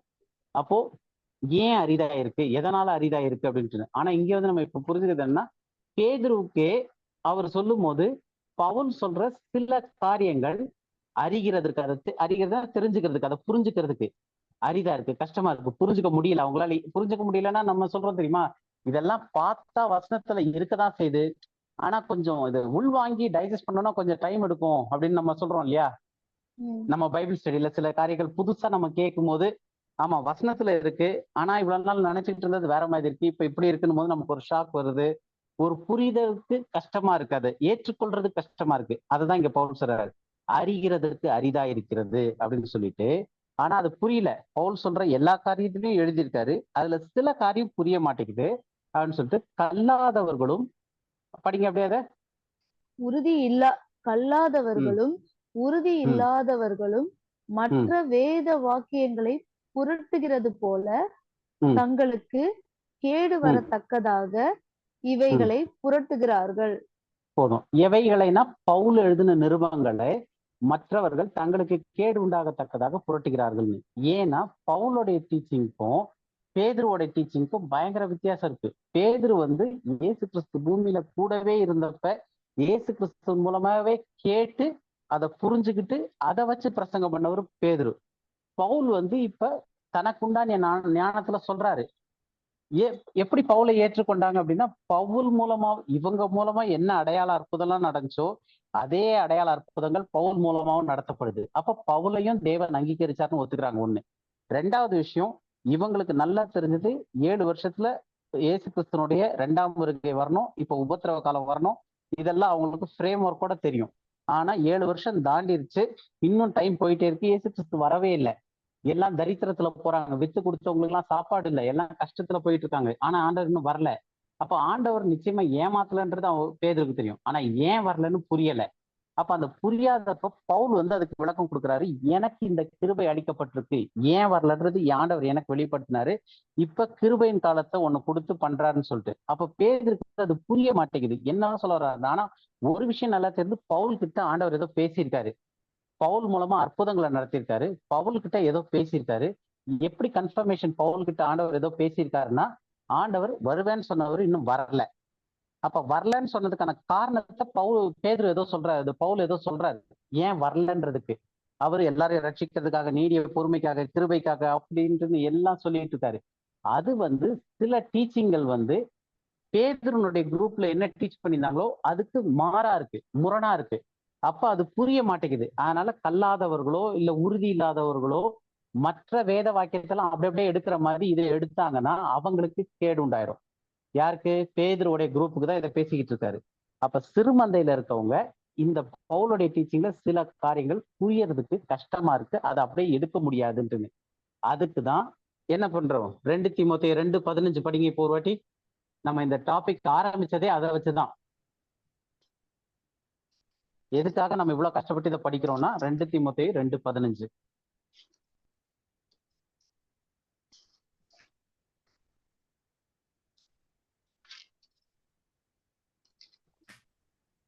நீ வெட்கப்படாத தா- ஊழியக்காரனாயும் சத்திய வசனத்தை நிதானமாய் பகுத்து போதிக்கிறவனாயும் உன்னை தேவனுக்கு முன்பாக உத்தமனாக நிறுத்தும்படி ஜாக்கிரதையாயிரு. உன்னை தேவனுக்கு முன்பதாக உத்தமனா இருந்ததுக்கு ஜாக்கிரதையா இரு. எப்படி ஜாக்கிரதையா இருக்கணும்? நான் எழுதுற பவுல் சொல்றாரு, நான் எழுதுற காரியங்களை பேதுரு சொல்றாரு, சில காரியம் புரிஞ்சுக்க முடியல, கல்லாதவர்கள் புரட்டுற மாதிரி புரட்டுனா மற்ற வசனத்தை புரட்டுற மாதிரி இதை புரட்டாதுன்றாரு. இதை புரட்டாதுன்னு இருக்கும்போது மற்ற வசனம் போது மொத்த பைபிளையும் சொல்றாரு, அவர் எழுதின மூலம் சொல்றாரு. அந்த மாதிரி கான்டெக்ட்ல பவுல் எழுதினதை குறிச்சு பேசிட்டு வர்றாரு. அப்ப மற்ற பைபிளை புரட்டுற மாதிரி பவுலுடைய நிருபத்தை புரட்டாதீங்க, அது உங்களுக்கு கேடு உண்டாக்கும். ஏன்னா அவர் சொல்றதுல பல காரியங்கள், சில காரியங்கள் வந்து புரிஞ்சுக்கிறதுக்கே அரிதா இருக்குன்றாரு. பவுல் என்ன சொல்றாரு, நான் எழுதுற காரியத்துல நீ வெட்கப்படாத ஊழியக்காரனும் சத்திய வசனத்தை நிதானமாய் அப்படின்னு இருக்கு. இங்கிலீஷ்ல வந்து ரைட்லி டிவைட், நிதானமாய் பகுத்துல சரியாக பகுத்து போதி. அப்ப இதுல பகுக்கணும்ன்ற காரணம் வர்றதுக்கான காரணமே வந்து 2 டீச்சிங் இருக்கு. ஒண்ணு வந்து தீர்க்க தரிசனத்தின் அடிப்படையிலான டீச்சிங், இன்னொன்னு ரகசியத்தின் அடிப்படையிலான டீச்சிங். பேதுரு பேசிக்கிட்டு இருக்கிறது தீர்க்க தரிசனத்தின் அடிப்படையிலான டீச்சிங். அதனுடைய இலக்கு எங்க கொண்டு போய் சேர்க்கறதுக்கு இருக்கு? 1000 வருஷ அரசாட்சிக்கு கொண்டு போய் சேர்க்கறதுக்கு இருக்கு. இந்த பக்கம் பவுலுடைய டீச்சிங் எங்க கொண்டு போய் சேர்க்கறதுக்கு இருக்கு? பரலோகத்துக்கு ஒரு கூட்டம் மக்களை தயார் பண்றதுக்கு, கிருபையின் காலத்துல அவங்க கிருபையின் மூலமா எப்படி ரட்சிக்கப்பட முடியும் அப்படின்னு சொல்லக்கூடிய சில காரியத்தை பவுல் சொல்லிட்டு வர்றாரு. அப்ப இது ரெண்டையும் குழப்ப வேண்டாம் அப்படின்னு சொல்லிட்டு தான் பவுலே வந்து சரியாக பகுத்து இதை கரெக்டா போதிக்கணும், இதை கரெக்டா படிக்கணும் அப்படின்றாரு. அப்படி சரியா பகுத்து போதிக்கல படிக்கலன்னா என்ன ஆகணும்? பேதுருக்கு இருக்கிற மாதிரி ஒரு பயம் வரும். இதை யூஸ் பண்ணா இப்ப இன்னைக்கே வந்து நிறைய பேர் வந்து கிரேஸ் டீச்சிங் சொன்னோடனே பயப்படுறாங்க. ஐயோ அது எப்படின்ட்டு. ஏன்னா பேதுருக்கு என்ன பயம் இருந்துச்சோ அதே பயம் இன்னைக்கு இருக்கிற சர்ச்சுக்கும் இருக்கு. ஆனா அது ஏன் அன்னைக்கு வேலிடா இருந்துச்சு, இன்னைக்கு ஏன் வேலிட் இல்லைன்றத நம்ம பின்னாடி படிப்போம், நம்ம அதெல்லாம் வரும். பட் என்ன ஒரு நம்ம இங்க என்ன பாக்குறோம் அப்படின்னா, பேதுருனுடைய காரியத்தை இந்த பவுலுடைய காரியத்தை பேதுரு எப்படி ஒத்துக்கிட்டாருன்னு கேட்டீங்க இல்லையா, பவுல் எப்படி அங்கீகரிச்சார் பேதுருன்ட்டுன்னு. அதுக்கான மெயின் காரணம் அவங்களுடைய இலக்கு. இயேசு கிறிஸ்து வரணும், உயிர்த்தெழுதல் நடக்கணும், உபத்திரம் வரணும், இயேசு கிறிஸ்து வரணும், உயிர்த்தெழுதல் நடக்கணும். இது எல்லாம் 7 வருஷம் டைம் பீரியடு. ஏன்னா அவங்க தீர்க்க தரிசனத்தின் அடிப்படையில போய்கிட்டு இருக்காங்க. அந்த டைம் பீரியட் தாண்டிடுச்சு, எல்லாரும் கிண்டல் அடிக்க ஆரம்பிக்கிறாங்க. அப்ப அவருக்கு புரிய மாட்டேங்குது, அவருக்கு ஒரு வேர்டு வரல, ஆண்டவர் வந்து அவரோட பேசல, ஏன்னா அந்த திட்டம் முடிஞ்சிருச்சு.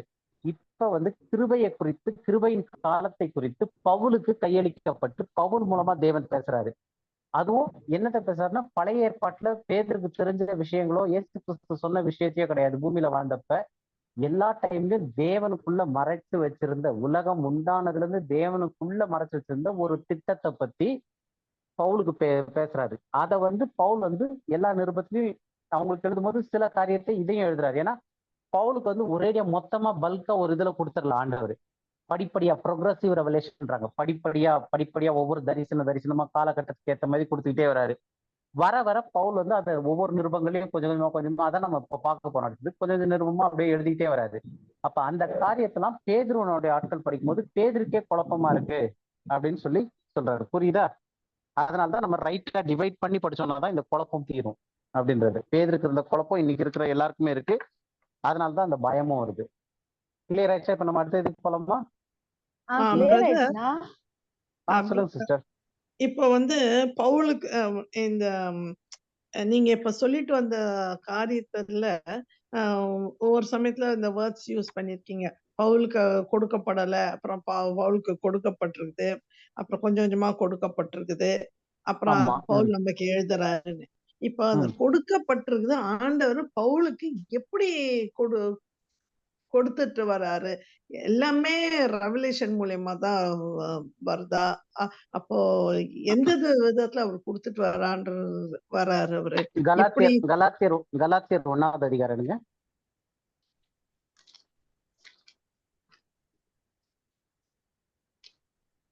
கலாத்தியர் 1வது அதிகாரத்துல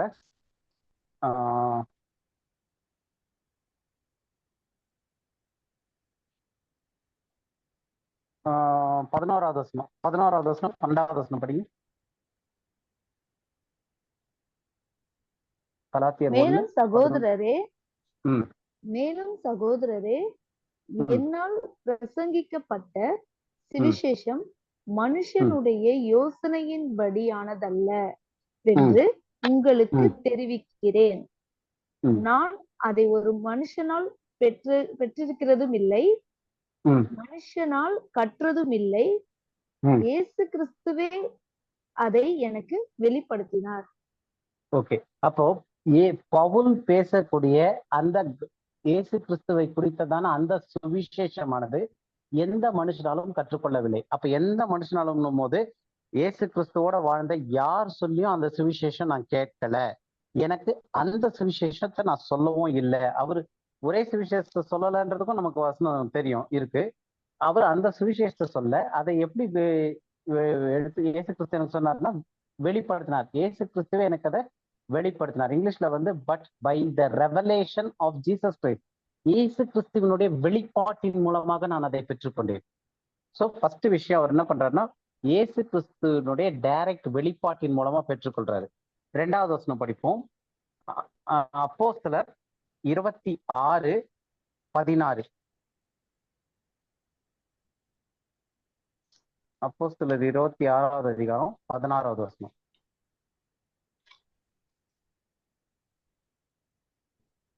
இது வந்து பவுல் வந்து 9வது அதிகாரத்துல ஆண்டவரை இது பண்றாரு, இன்ட்ராக்ஷன் நடக்குது, தமஸ்கு போறவில்லை. அதை வந்து அப்புறமா அகிரிப்பா ராஜா முன்னாடி சொல்ற ஒரு சம்பவம். அந்த இதுல வரக்கூடிய வசனத்தை எக்ஸ்பிளைன் பண்ணி. அப்பொழுது நீ எழுந்து காலூன்றி நில், நீ கண்டவைகளையும் நான் உனக்கு தரிசனமாகி காண்பிக்க போகிறவைகளையும் குறித்து உன்னை ஊழியக்காரனாகவும் சாட்சியாகவும் ஏற்படுத்துகிறதற்காக உனக்கு தரிசனமானேன். இப்ப தரிசனமானேன்னு ஒண்ணு இருக்கு. அது வந்து 9வது அதிகாரத்துல தரிசனமானது. அதுக்கப்புறம் அதுக்கு முன்னாடி படிங்க, ஃபர்ஸ்ட் திரும்ப ஒரு வாட்டி படிங்க. இப்பொழுது நீ எழுந்து காலூன்றி நில், நீ கண்டவைகளையும் கண்டவைகள்னா அந்த 9வது அதிகாரத்துல வந்தது. கண்டவைகளையும் நான் உனக்கு தரிசனமாகி காண்பிக்கிற போகிறவைகளையும் போதும். நான் தரிசனமாகி காண்பிக்க போகிறவைகளை குறித்து அப்படின்னா அது ஃபியூச்சர் டென்ஸ். அப்ப அதுக்கப்புறம் தரிசனமாகி காண்பிக்க போகிறவைகள்னு போது பன்மையில நிறைய விஷயங்களை தேவன் அதுக்கப்புறமா தரிசனமாகி அவருக்கு காட்டுறாரு. புரியுதா? ஸோ அப்ப அந்த ரெவலேஷன் அவரு டைரக்ட் இன்னும் நிறைய வசனங்கள் இருக்கு. அது நம்ம ஒவ்வொரு வருஷமா போயிட்டு இருந்தா அது தனியா இருக்கும். பட் அடிப்படையில் நம்ம தெரிஞ்சுக்கிறதுக்கு என்ன அப்படின்னா பவுலுக்கு சொல்லப்பட்ட அந்த மிஸ்ட்ரி காரியங்கள், மற்றதெல்லாமே வந்து இயேசு கிறிஸ்துவ குறித்து அவர் அங்கேயே கேள்விப்பட்டுக்கிட்டு இருக்காரு. முள்ளில் உதைக்கிறது உனக்கு கடினமான்னு கேட்டோடனே நீ யாருன்னு இயேசுன்னு உடனே நீ துன்பப்படுத்துகிற இயேசுதானே. ஏன்னா இயேசுவை பத்தி அவருக்கு தெரியாதது கிடையாது. இயேசுவை பத்தி எல்லாம் தெரியும். அதனாலதான் இயேசு கிறிஸ்துவ ஃபாலோ பண்றவங்கள போய் ஜெயில போடுறதுக்கும் கொலை செய்யறதுக்கும் அந்த டிகிரி வாங்கிட்டு அவர் அந்த சட்டத்துல அது இது வாங்கிட்டு போய்கிட்டு இருக்காரு தமஸ்கு பட்டணத்துக்கு. அப்ப இயேசு கிறிஸ்துனா யாருன்னே தெரியாம கிடையாது. அப்ப இயேசு கிறிஸ்துனா யாருன்றது தெரியும், அவங்க என்னெல்லாம் ப்ரீச் பண்றாங்கன்னு தெரியும். அது யூத மார்க்கத்துக்கு இவரால ஏற்றுக்கொள்ள முடியலன்னு சொல்லிட்டு யூத மார்க்கத்துக்கு வைராக்கியமாக அவர்களை கொலை செய்ய யார திருமந்தைய ஏற்கனவே இயேசு கிறிஸ்துவை மேசியாவாக ஏற்றுக்கொண்டவர்களே. அப்போ இவர் ஒரு யூதனா இருக்கிறதுனால தீர்க்க தரிசன ஆகமங்கள்லாம் தெரியும். ஏன்னா அவர் ஒரு பரிசேயன். பவுல் பரிசேயனா இருக்காரு. கமாலியலுடைய பாதப்படியில உட்கார்ந்து படிச்சவரு. அவருக்கு பழைய ஏற்பாட்டுல இருக்க இயேசு கிறிஸ்து குறித்ததான மொத்த காரியமும் தெரியும், பேர் தெரியாம. ஏன்னா வரப்போகிற மேசியாவை குறித்து என்னெல்லாம் தீர்க்க தரிசனம் இருக்கோ எல்லாமே தெரியும். இங்க இயேசுன்னு ஒருத்தர் தச்சனுடைய மகனா இந்த மேல பண்ணிக்கிட்டு இருக்காருன்னு சொல்லிட்டு யூத மார்க்கத்துல இருந்தனால இவரு அவங்கள கொலை செய்ய போய்கிட்டு இருக்காரு. அப்ப இயேசு யாருன்றது தனியா தெரியும். அவரை ஒரு கூட்ட மக்கள் ஃபாலோ பண்ணிக்கிட்டு இருக்காங்க, யூத மார்க்கத்துல இருந்து அவங்க வெளியே போறாங்க அப்படின்னு சொல்லிட்டு அவங்கள தண்டிக்கிறதுக்கு போயிட்டு இருக்காரு. ஆனா மேசியா வருவார்ன்றத வைராக்கியமா நம்பக்கூடிய ஒரு பரிசேயன் அவரு. அப்போ நான் தான் மேசியா அப்படின்றது அவருக்கு தெரிஞ்ச உடனே பழைய ஏற்பாட்டுல இருக்க அவ்வளவு தீர்க்க தரிசனத்துக்கும் இவர் தான் அந்த பாத்திரவான் அப்படின்றத அவர் லிங்க் பண்ணிடுறாரு. லிங்க் பண்ண உடனே அவருக்கு எல்லாரை காட்டிலும் தெளிவான ஒரு புரிதல்ல பவுல் வந்துடுறாரு. எது தீர்க்க தரிசன திட்டத்தின்படி இவர் தான் மேசியா, ராஜாவா போறாரு, எல்லாமே அவருக்கு புரிஞ்சது, கிளியர் ஆயிடுது. ஏன்னா புதுசா அவர் படிக்க வேண்டியது ஒண்ணும் இல்ல, பல வருஷமா கமாலியலோட பாதப்படியில உட்காந்து படிச்சிருக்காரு. அப்போ வரப்போற மேசியாவை குறித்து A to Z தெரியும். யாருன்றதுலாம் தான் அவருக்கு கன்ஃபியூஷன் இருந்துச்சு. அதுக்காக தான் போட்டு எல்லாரையும் துன்பப்படுத்திட்டு இருந்தாரு. டைரக்டா இயேசுவை நீ துன்பப்படுத்துகிற இயேசு நான் தான் அப்படின்னு உடனே அப்ப இவர் தான் மேசியான்றது புரிஞ்ச உடனே டைரக்டா தேவாலயங்கள்ல நேரா போய் இவர் தான் மேசியா, இயேசுவே கிறிஸ்து என்று பிரசங்கிக்க ஆரம்பித்தார்னு என்ன அர்த்தம்? கிறிஸ்துன்ற வார்த்தைக்கு மேசியான்னு அர்த்தம். அப்ப இயேசுதான் மேசியா அப்படின்னு சொல்லிட்டு டைரக்டா அடுத்த நாளே இப்ப பிரசங்கிக்க ஆரம்பிச்சிடறாரு. 3 நாள் கழிச்சு கண்ணு திறந்த உடனே நேரா அவர் போறது என்னன்னா ஜபாலயங்களுக்கு போறாரு. வழக்கத்தின்படி சனிக்கிழமை ஓய்வு நாள் அன்னைக்கு ஜபாலயங்கள்ல போய் இயேசுதான் மேசியான்னு பிரசங்கிக்க ஆரம்பிச்சிடறாரு. அதனால அதுல அவருக்கு பிரச்சனையும் இல்லை, கிளியரா தெரியும் எல்லாமே அவங்க என்ன ப்ரீச் பண்றாங்கன்ட்டுன்னு பேதுரு சொன்னதுல இருந்து. ஆனா இங்க இப்போ புதுசா அவருக்கு என்ன வருதுன்னா, தேவன் கிட்ட இருந்து மறைத்து வைத்திருந்த ரகசியத்தின் வெளிப்பாடு.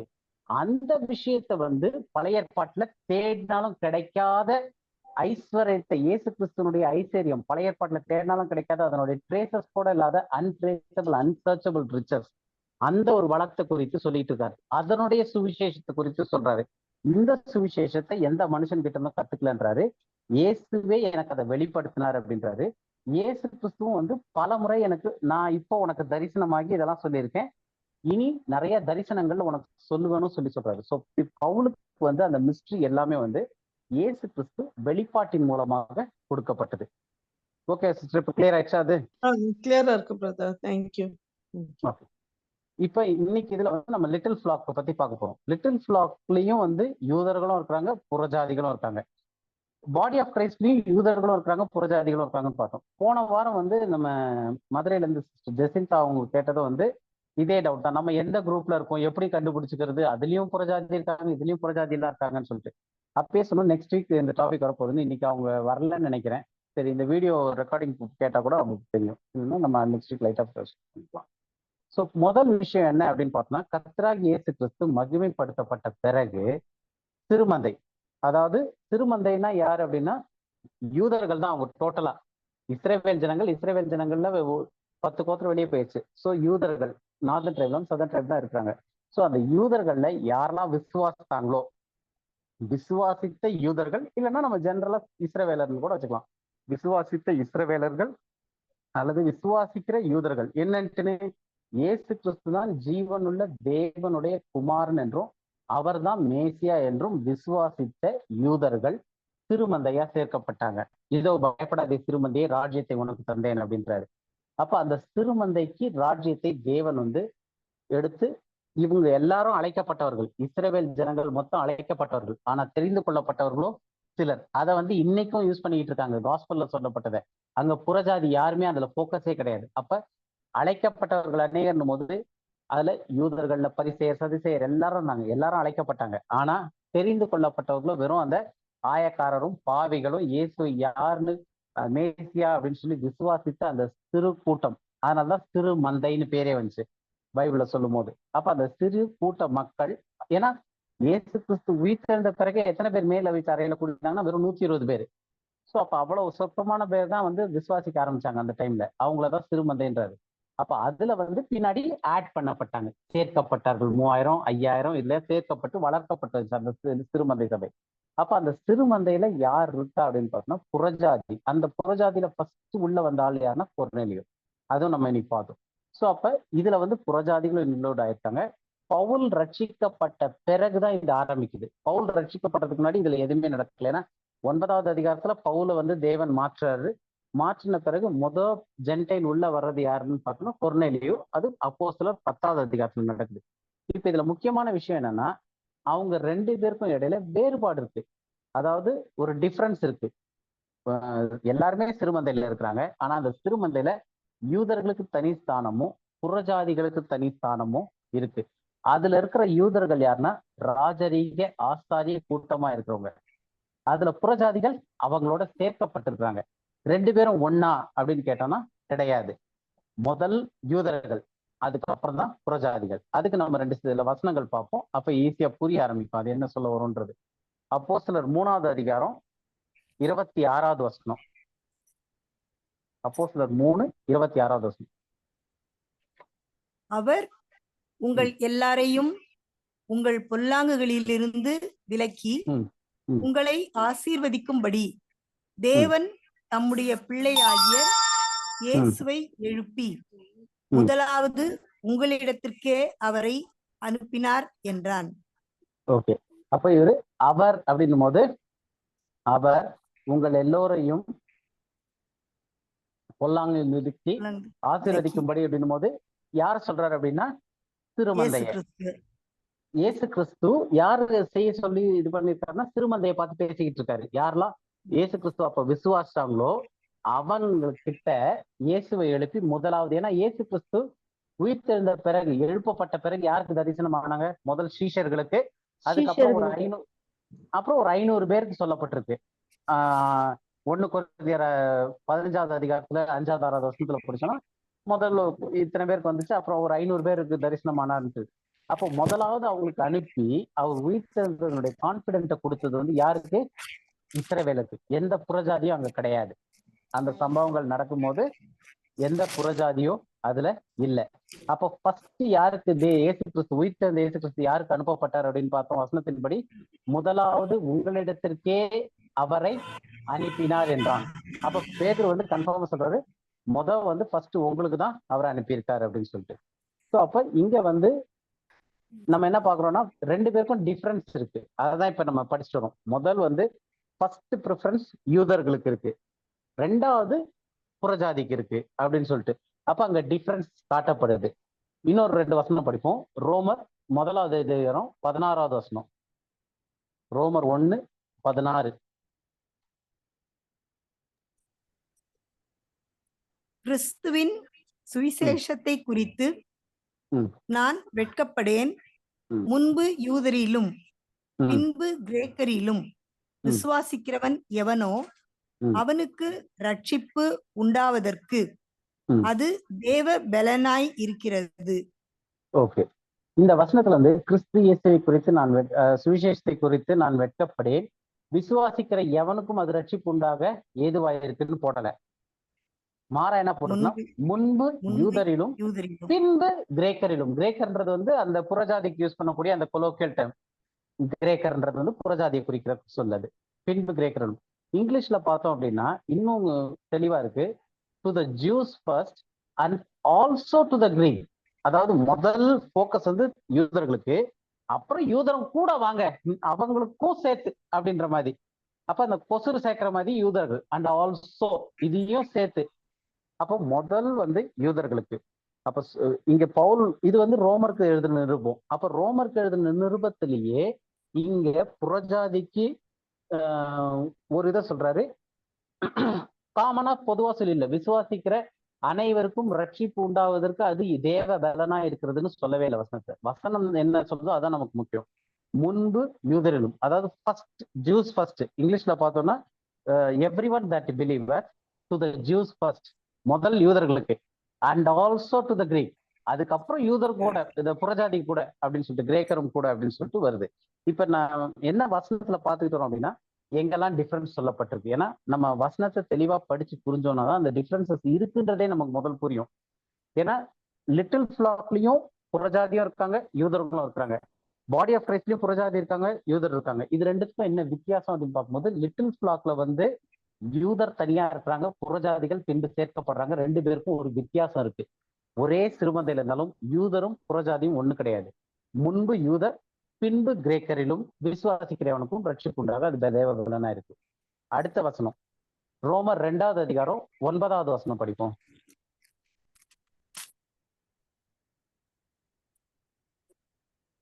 முன்பு யூதரிலும் பின்பு கிரேக்கரிலும் பொல்லாங்கு செய்கிற எந்த மனுஷ ஆத்மாவுக்கும் உபத்திரவமும் வியாகுலமும் உண்டாகும்.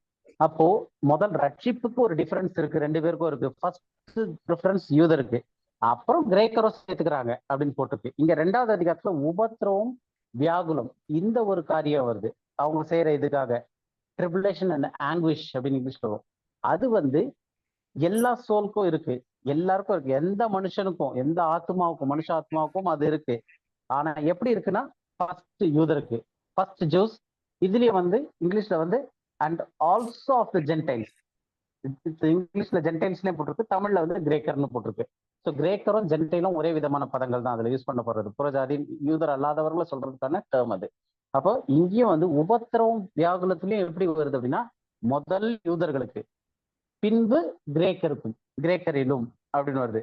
அப்போ ரெண்டுத்துலயுமே வந்து டிஃபரன்ஸ் இருக்கு, ரெண்டு பேருக்கும் வருது. ஏன்னா ரெண்டு பேருமே சிறுமந்தையில இருக்காங்க. ஆனா ரெண்டு பேருக்கும் வர்றதுல எப்படி வருதுன்னா, ரெண்டு பேருக்கும் ஒன்னா வரல.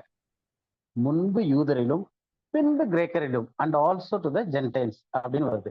ஸோ அப்ப நம்ம ஃபர்ஸ்ட் வந்து சுவிசேஷத்தை பார்த்தோம். அது ரட்சிக்கப்படுறதுக்கு தேவ பலனா இருக்கு, யாருக்கா இருந்தாலும் ரட்சிக்கப்படுறதுக்கு தேவ பலனா தான் இருக்கு. ஆனா ப்ராசஸ் எப்படின்னா, ஃபர்ஸ்ட் யூதருக்கு பின்பு கிரேக்கருக்கும். அதே மாதிரி உபத்திரவம் வியாகுலம் வந்து எப்படி வருதுன்னா, எல்லாருக்கும் வருது, எல்லா ஆத்மாக்கும் வருது. ஆனா முன்பு யூதரிலும் பின்பு கிரேக்கரிலும், ரெண்டு பேருக்கும் ஒன்னா கிடையாது. அடுத்த வசனம் ரோமர் 3வது அதிகாரம் 30வது வசனம். பிரதர் 2:10 கூட இதுல கூட இருக்கு. ஓகே, முன்பு யூதரிலும் நிறைய எவன் நன்மை செய்கிறாரோ, அடுத்த வசனமும் அது வருது. ஆமா, அதான் அந்த கான்டெக்ட்ல வந்து அந்த டிஃபரன்ஸ் தெரியுது. நான் வந்து ஆக்சுவலா ஒவ்வொரு அதிகாரத்துல இருந்து ஒவ்வொரு வசனம் மட்டும் எடுத்தேன். அதான் ஒரு வைட் ரேஞ்சை காட்டுறதுக்காக. நம்ம ஒவ்வொரு வசனமும் பண்ணா இந்த மாதிரி நிறைய வசனங்கள் இருக்கு. அதனால முன்பு யூதரிலும் பின்பு கிரேக்கரிலும்ன்றதுக்கு வந்து ஒரு 2 காரியங்கள் பார்த்தோம். ஆனா ரெண்டு பேருமே எப்படி இருக்காங்கன்னா, ஒரே விதமான ரட்சிப்பு சுவிசேஷம் வருது, ஒரே விதமான வியாகுலம் உபத்திரம் வருது. ஆனா ஒன்னா வரல, முன்பு யூதரிலும் பின்பு கிரேக்கரிலும். ஏன்னா ரெண்டு பேருக்கும் ஒரு டிஃபரன்ஸ் இருக்கு தனித்தனியா. அதுக்கு அடுத்தது ரோமர் 3வது அதிகாரம் 30வது வசனம்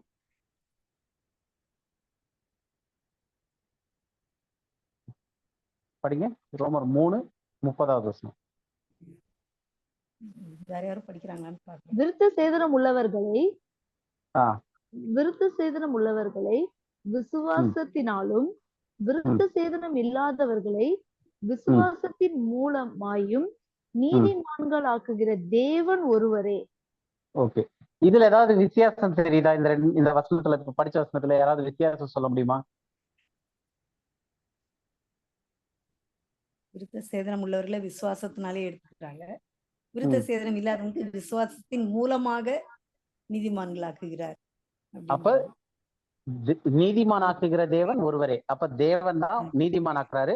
யார நீதிமானாக்குறாருன்னா, விசுவாசம் உள்ளவர்களே நீதிமானாக்குறாரு, விருத்த சேதனம் உள்ளவர்களே நீதிமானாக்குறாரு, விருத்த சேதனம் இல்லாதவர்களையும் நீதிமானாக்குறாரு. அப்ப வித்தியாசம் எங்க வருதுன்னா, விருத்த சேதனம் உள்ளவர்களை எப்படி ஆக்குறாருன்னா விசுவாசத்தினால், விருத்த சேதனம் இல்லாதவர்களை விசுவாசத்தின் மூலமாய். இந்த இந்த விசுவாசத்தினாலும் விசுவாசத்தின் மூலமாய்க்கு வித்தியாசம் இருக்கா, இல்ல ரெண்டும் ஒரே இதா? வித்தியாசம் இருக்குதுதான். என்ன வித்தியாசம் இருக்கு? விசுவாசத்தினாலுக்கும் விசுவாசத்தின் மூலமாய்க்கும். ஏன்னா அதுல வித்தியாசம் இருக்குன்னு தெரிஞ்சாதான். சொல்லுங்க. விருத்த சேதனம் உள்ளவங்களுக்கு அவர் பிளெஸிங் ஃபர்ஸ்டே கொடுத்துட்டாரு.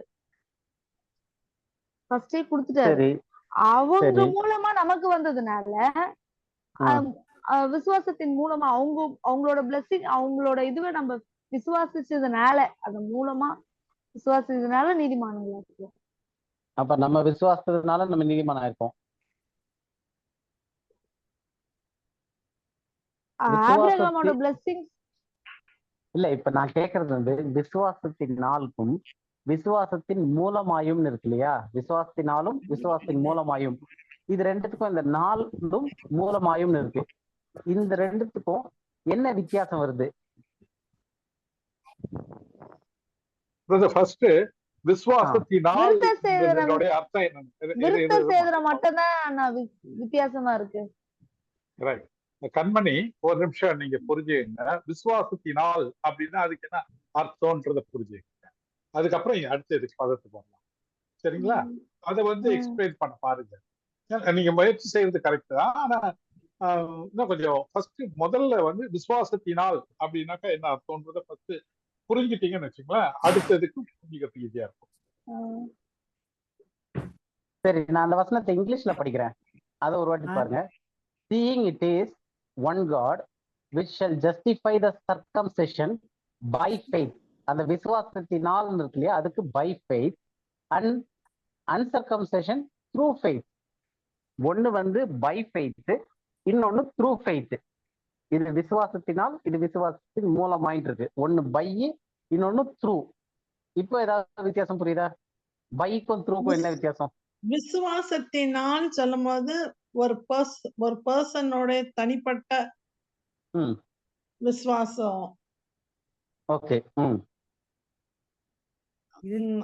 அப்படின்னு நான் நினைக்கிறேன். விசுவாசத்தினால் அவங்களுடைய சொந்த விசுவாசம் பை, இது மத்தவங்க விசுவாசத்தினால் கிடைக்கிற ஆசீர்வாதமா இருக்கு. ஓகே, ஆன்டி ஓரளவு கரெக்டா வந்துட்டாங்கன்னு நினைக்கிறேன். சொல்லுங்க ஆன்டி, அதை ஃபுல்லா சொல்லுங்க. அதாவது விசுவாசத்தினால் அப்படின்னு சொன்னா அவங்களுடைய சொந்த விசுவாசம், ஒவ்வொருத்தருடைய தனிப்பட்ட விசுவாசம், அதனால வராங்க. இது வந்து விசுவாசத்தின் மூலமாய் அப்படின்னா, அதாவது மொத்தமா எல்லாருமா சேர்ந்து கேள்வி அந்த மூலமாய்ன்றது இயேசு கிறிஸ்து மூலமாய். ஓகே, இயேசு கிறிஸ்து மூலமாய், இயேசு கிறிஸ்து மூலமா இல்ல, விசுவாசத்தின் மூலமாய். விசுவாசத்தின் மூலமாய். ஓகே, இப்ப ஒரு உதாரணம் சொல்றேன், அப்ப ஈஸியா புரியும். அப்ப circumcision by faith, uncircumcision through faith. அப்ப பை ஃபெய்த்னா, இப்ப நான் ஏதோ ஒண்ணு செய்யறேன்னா, it is done by me, என்னால இதை நான் செய்தேன் அப்படின்னு சொல்லிட்டு. அப்ப விசுவாசத்தினால் அப்படின்ற தமிழ்ல அந்த நாள்ன்ற வார்த்தை வந்து இங்கிலீஷ்ல பைன்ற இதுல வருது. அப்ப என்னுடைய இதுல இருந்து என்னுடைய விசுவாசத்தினால அப்படிங்கும்போது விருத்த சேதனம் உள்ளவர்கள் அவர்களுடைய விசுவாசத்தினால நீதிமானாக்குகிற தேவன் தான் நீதிமானாக்குறாரு. ஏன்னா எப்படி ஆக்குறாருன்னா, விருத்த சேதனம் உள்ளவர்களை அவர்களுடைய விசுவாசத்தினால் தேவன் அவர்களை நீதிமானாக்குகிறார். அப்ப விருத்த சேதனம் இல்லாதவர்கள் எப்படி ஆக்குறாரு அப்படின்னா, விசுவாசத்தின் மூலமாய். அப்ப இங்கிலீஷ்ல வந்து த்ரூ அப்படின்னு இருக்கு. இப்ப ஒரு விஷயத்த வந்து நான் செய்யறதுனா it was done by me. இப்ப நான் யார் மூலமாவது கொடுத்து விடுறேன், த்ரூ எந்த சேனல் மூலமா, த்ரூ எது வழியாக அப்படின்னு வருது இல்லையா, இதன் வழியாக, அதுதான் த்ரூ. அப்ப விசுவாசத்தின் மூலமாய் அப்படின் போது அந்த விசுவாசம் வந்து ஒரு சேனலா இருக்கு. அப்ப அந்த விசுவாசம் வந்து என்னுடைய விசுவாசம்னு கிடையாது, விருத்த சேதனம் இல்லாதவர்களுடைய விசுவாசம் கிடையாது. அந்த விசுவாசம் வந்து ஒரு சேனலா உபயோகப்படுது. இது வந்து அவங்களுடைய விசுவாசமே அங்க செயல்படுது. இதுல வந்து விசுவாசம் வந்து ஒரு மார்க்கமா, ஒரு மீடியமா இருக்கு அந்த விசுவாசம். அப்ப மெயினா என்ன நம்ம இங்க புரிஞ்சுக்க வரோம் அப்படின்னா, விருத்த சேதனம் உள்ளவர்களுக்கும் விருத்த சேதனம் இல்லாதவர்களையும் நீதிமானாக்குகிற தேவன் ஒருவர் தான். ஆனா ரெண்டு பேரையும் ஒரே மாதிரி ஆக்குறாரா அப்படின்னு கேட்டா கிடையாது. விருத்த சேதனம் உள்ளவர்களை விசுவாசத்தினால் ஆக்குறாரு, பை ஃபெய்த் ஆக்குறாரு. விருத்த சேதனம் இல்லாதவர்களை விசுவாசத்தின் மூலமாய், அதாவது த்ரூ ஃபெய்த், விசுவாசத்தின் வழியாக அவர்கள் ஆக்குறாரு. இவர்கள் வந்து விசுவாசத்தினால ஆகுறாங்க, இவர்களை விசுவாசத்தின் வழியாக ஆக்குறாரு. அப்போ ஒரு இது வந்து ஃபர்ஸ்ட் பர்சனே செய்யற மாதிரி இருக்கு, இன்னொன்னு வந்து வேற யாரோ விசுவாசத்தின் மூலமாக செய்யப்படுத்தப்படுற மாதிரி வருது. ஸோ இந்த ஒரு டிஃப்ரென்ஸ் இருக்கு, தெரியுதா? அதாவது யூதர்களுக்கும் புறஜாதிகளுக்கும் அவர்களை நீதிமான் ஆக்குகிறதுல வித்தியாசம் வருது. ஆனா ரெண்டு பேரையும் நீதிமான் ஆக்குறாரு. ரெண்டு பேரையும் நீதிமான் ஆக்குற தேவன் ஒருவர் தான். அவர்களோட நீதிமான் ஆயிடுறது கிடையாது. நீதிமான்களாக்குகிற தேவன் ஒருவரே. அப்ப ஒருத்தர் வந்து நீதிமான் ஆகணும்னா தன்னுடைய கிரியையினால ஆகவே முடியாது. அவங்க வந்து நான் நீதிமான் ஆயிட்டேன்னு சொல்ல முடியாது. நீதிமான் ஆக்குகிற தேவன். அப்ப நீதிமானா இருக்கிறாங்க அப்படின்னா தேவன் தான் அவர்கள் நீதிமான ஆக்க முடியும். ஆனா விருத்த சேதனம் உள்ளவர்களை விசுவாசத்தினால் ஆக்குறாரு. விருத்த சேதனம் இல்லாதவர்களை விசுவாசத்தின் மூலமாய் ஆக்குறாரு. புரியுதா? இது அந்த டிஃபரன்ஸ் புரியுதா? யூதர்களுக்கும் புறஜாதிகளுக்கும் தேவன் வந்து ஒரே விதமா செய்யலாங்க. ரெண்டு பேருமே சிறுமந்தையில இருக்காங்க. ரெண்டு பேருமே ஒரே விதமான காரியத்தை தான் அது முடிவு போய் முடியுது. ரெண்டு பேருக்கும் உபத்திரம் வியாகுலம் வருது. ரெண்டு பேரும் வந்து ரட்சிக்கப்படுறதுக்கு சுவிசேஷம் வந்து ரெண்டு பேருக்கும் போய் சேர்த்து ரெண்டு பேருக்கும் நீதிமானாக்கப்படுற ப்ராசஸ் இருக்கு. ஆனா ரெண்டு பேர்லயும் முதல் யூதருக்கு வருது, பின்பு கிரேக்கர்ல வருது. இங்க வந்து இவங்களுக்கு வந்து விசுவாசினால் வருது, இவங்களுக்கு விசுவாசத்தின் மூலமாய் வருது. இவங்களுக்கு பை ஃபெய்த், அவங்களுக்கு வந்து த்ரூ ஃபெய்த். ரெண்டு பேருக்கும் டிஃபரன்ஸ் இருக்குன்னு புரியுதா? இதுல ஏதாவது சந்தேகம் இருக்கா?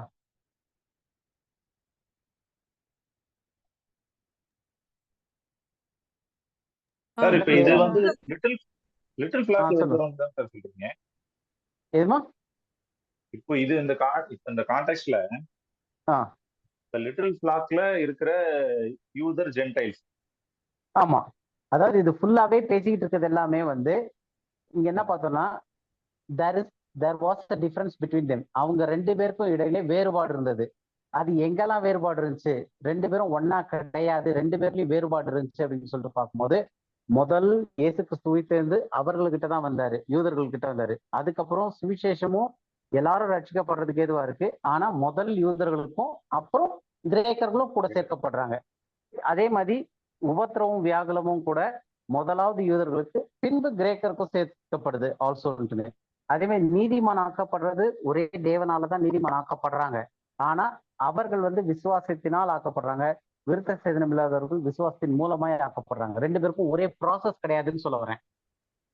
புரியுதா? திருமந்தையில அதாவது அதுலயும் இருக்கிற புறஜாதி இருக்காங்க, யூதர் இருக்காங்க. ஆனா என்ன வித்தியாசம்? இப்ப அடுத்து நம்ம வந்து பாடி ஆஃப் கிரைஸ்ட் பார்க்கும்போது இன்னும் கொஞ்சம் கிளியரா புரியும். ஏன்னா இதுல இருக்கிற டிஃபரன்ஸ் இப்ப நம்ம பாக்குறோம்.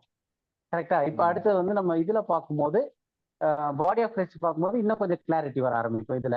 இப்ப நம்ம வந்து வெறும் டிஃபரன்சஸ் மட்டும் பார்க்கிறோம். அதாவது தேவனுடைய ப்ரோக்ராம்ல புதிய ஏற்பாட்டின் திட்டத்துல சுவிசேஷம் அப்புறம் நீதிமானாக்கப்படுதல் இதுலயுமே வந்து ரெண்டு குரூப்புக்கு தனித்தனியா பண்றாரு. எந்த ரெண்டு குரூப்னா விருத்த சேதனம் உள்ளவர்கள், விருத்த சேதனம் இல்லாதவர்கள். ஆனா ரெண்டு பேரும் இந்த உயிர்த்தெழுதனால நியாயப்பிரமாணம் முடிக்க வைக்கப்பட்டனாலதான், நியாயப்பிரமாணத்தை இயேசு கிறிஸ்து நிறைவேற்றி முடிச்சனாலதான் இவங்க ஃபுல்லாவே இந்த ப்ராசஸ்க்குள்ளே வர முடியுது. பின்பு யூதரிலும் உள்ள வர்றதுக்கான வாய்ப்பே எப்படி வருதுன்னா அந்த நியாயப்பிரமாணம் நிறைவேற்றின பிறகுதான். ஆனா உள்ள வரும்போதும் ரெண்டு பேரும் ஈக்குவலா இல்லை.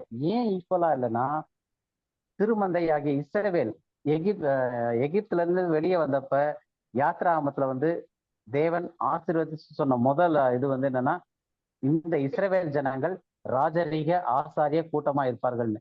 அந்த ராஜரீக ஆசாரிய கூட்டமா இருப்பார்கள்னு சொன்னது வந்து எந்த புறஜாதிக்கும் சொல்லப்படலை. அப்போ இந்த சிறுமந்தை தான் ராஜ்யத்தை சுதந்திரிக்க போறவங்க 1000 வருஷ அரசாட்சியில. அப்ப அந்த சிறுமந்தை என்னவா இருக்கணும் அப்படின்னா அப்ப ராஜரீக ஆசாரிய கூட்டமா இருக்கணும் அங்க. அப்ப ராஜரீக ஆசாரிய கூட்டமா அவங்க 1000 வருஷ அரசாட்சியில இருக்க போறாங்கன்னா அதுல இப்ப பின்னாடி சேர்க்கப்படுற யூதர்களும் அதே ஸ்தானத்துல வர முடியாது. அப்ப அவங்க யூதர்கள் சேர்க்கப்படுறவங்களுக்கும் இவங்களுக்கும் வித்தியாசம் இருக்கு. அந்த லிட்டில் ஃபிளாக் ப்ரோக்ராம்ல ராஜ்யத்திற்குள்ள என்ட்ராக போறவங்களை 1000 வருஷ அரசாட்சியில எந்த புறஜாதியும் ராஜரீக ஆசாரிய கூட்டத்துல இருக்க முடியாது. அது யூதர்களுக்கு கொடுக்கப்பட்டது, இஸ்ரவேலுக்கு கொடுக்கப்பட்டது. அதுல வந்து டிஃபரன்ஸ் இருக்கு. புறஜாதிகளா வர்றவங்க வந்து அவங்க மூலமா ஆசீர்வாதத்தை பெறுவாங்க. சேனலா அவங்க மூலமா ஆசீர்வாதத்தை பெறுவாங்க. அவர்களால் ஆளுகை செய்யப்படுவார்கள். அவங்க சந்தோஷமா இருப்பாங்க 1000 வருஷ அரசாட்சியில. ஆனா ராஜரீக ஆசாரிய கூட்டம் கிடையாது. அந்த ராஜரீக ஆசாரிய கூட்டம்ன்றது வந்து யாருக்கு வாக்கு பண்ணப்பட்டுச்சுன்னா இஸ்ரவேல் புத்திரருக்கு வாக்கு பண்ணப்பட்ட ஒரு விஷயம். அவர்கள் அதை சுதந்திரித்துக் கொள்வார்கள். அந்த இதை புரியுதா? கிளியரா இருக்கா? அடுத்ததுக்கு போலாமா இல்ல வேற ஏதாவது சந்தேகம் இருக்கா? தம்பி எனக்கு அந்த டிஃபரன்ஸ் எனக்கு கொஞ்சம் சொல்லுங்களேன். விருத்த சேதனம் ஓகே அந்த மூலமாக அது ஆமா, அதாவது இங்கிலீஷ்ல பார்த்தோம் அப்படின்னா பை ஃபெய்த்ன்னு இருக்கு, அன்சர்கம்சேஷன் த்ரூ ஃபெய்த்ன்னு இருக்கு. இப்ப பை அப்படின்னும் போது யாரால் அப்படின்றது இருக்கு. யாரால், இப்ப it was done by me, ஒரு காரியத்தை நான் செய்தேன்னா it was done by me. அப்ப அந்த இதுக்கு வந்து ஆரிஜின், ஆரம்பமே என்னாலதான் நடத்தப்பட்டுச்சு. நான் ஒரு விஷயத்த செஞ்சேன்னா, நான் ஒரு இதை கண்டுபிடிச்சேன்னா it was invented by me, என்னால அது கண்டுபிடிக்கப்பட்டுச்சு. அந்த நாள் அதுதான் வந்து விசுவாசத்தினால், என்னால. அதாவது அப்போ அதுல சோல், அந்த ஒரு ஆரிஜின் எல்லாமே இட் இஸ் பை மீ அப்படின்னும் போது அந்த பைன்ற வேர்டு விசுவாசத்தினால். அப்ப அவங்களுக்கு எல்லாமே அந்த விசுவாசம் தான் வந்து அந்த கோர் அவங்களோட இதுல, விருத்த சேதனம் உள்ளவர்கள்ல. இப்ப நம்ம அந்த விசுவாசத்தையும் வச்சிடலாம். முதல்ல நம்ம இந்த ஆளுக்கும் மூலமாய்க்கும் புரிஞ்சுக்கணும்னா பையும் த்ரூவையும் நம்ம புரிஞ்சுக்கிட்டோம்னால ஈஸியா இது புரிஞ்சுக்கலாம். அப்போ பையின்னும் போது ஒரு ஆக்ட், ஒரு செயல் செய்யறேன், it was done by me அப்படின்னு. இப்போ ஒரு ப்ரோக்ராமிங் பண்றேன், ஏதோ ஒன்று பண்றேன், அப்ப இதை நான் தான் செய்யறேன் அப்படின்னும் போது அந்த டன் பை மீன்னும் போது, இல்ல கிச்சன்லயே ஏதோ ஒரு சமையலே செய்யறேன்னா இதை நான் செய்தேன் அப்படின்னும் போது it was done by me. அப்ப அந்த மாதிரி இது வந்து ஃபெய்த்தால செய்யப்பட்டுச்சு, விசுவாசத்தினால் செய்யப்பட்டது, விசுவாசத்தினால் செய்யப்பட்ட ஒரு விஷயம் தான் டன் பை மீ மதி. இன்னொன்னு வந்து அன்சர்கம்சேஷனுக்கு த்ரூ மீ. அப்போ என் மூலமா செய்யப்பட்டுச்சு அப்படின்னா யாரோ எனக்கு பின்னாடி இருந்து இயக்குறாங்க. நான் வந்து ஒரு சேனலா இருக்கிறேன், நான் ஒரு யூடியூப்ல ஏதோ ஒரு சமையலை பார்த்துட்டு நான் செய்யறேன், இல்ல யாரோ என்ன ஒரு ஏதோ ஒண்ணு செய்ய சொல்லி இதை இதை போடுன்னு சொல்லி சொல்றாங்க, நான் இதெல்லாம் போட்டு ஒரு சமையலை செய்யறேன் அப்படின்னா அதனுடைய ஆரிஜின் வந்து வேற யாரோ, ஆனா என் மூலமா அவர் செஞ்சாரு. அப்ப பையின்னும் போது நானே செய்யறது, த்ரூன்னும் போது வேற யாரோ என் மூலமாக செய்யறாரு. புரியுது இல்லையா? அப்ப அந்த மூலமாயின்றது வந்து நான் வந்து ஒரு சேனல் ஆயிடுறேன், செய்யற ஆள் வேற யாரோ ஒருத்தர் என் மூலமா செய்யறது அப்படின்றது வந்து த்ரூ மீ. இன்னொன்னு வந்து இந்த கான்டெக்ஸ்ட் இப்ப நீங்க அந்த இந்த இதுல சொல்லுங்களேன், நீங்க உங்க கான்டெக்ஸ்ட் ஏத்த மாதிரி இதை எக்ஸ்பிளைன் பண்ணுங்களேன். பிரதர் எது கேக்குறாங்க, வசந்தி என்ன கேக்குறாங்கன்னாக்கா, இந்த இதை 1 minute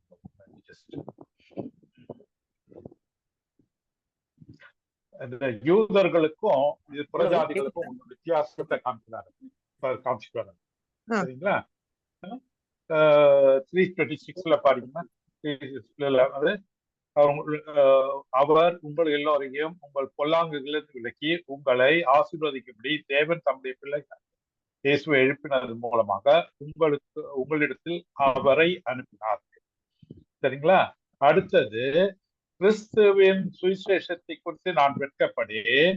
ஏன் நான் வெட்கப்பட மாட்டேன் அப்படின்னாக்கா, முன்பு யூதரிலும் பின்பு கிரேக்கரிலும் விசுவாசிக்கிறவன் எவனுக்கும் அவனுடைய ரட்சிப்பு உண்டாவுக்கு அது தேவ பெலனா இருக்கிறது. தேவ பெலன் யாருக்கெல்லாம் வருது? எல்லாருக்கும் வருது.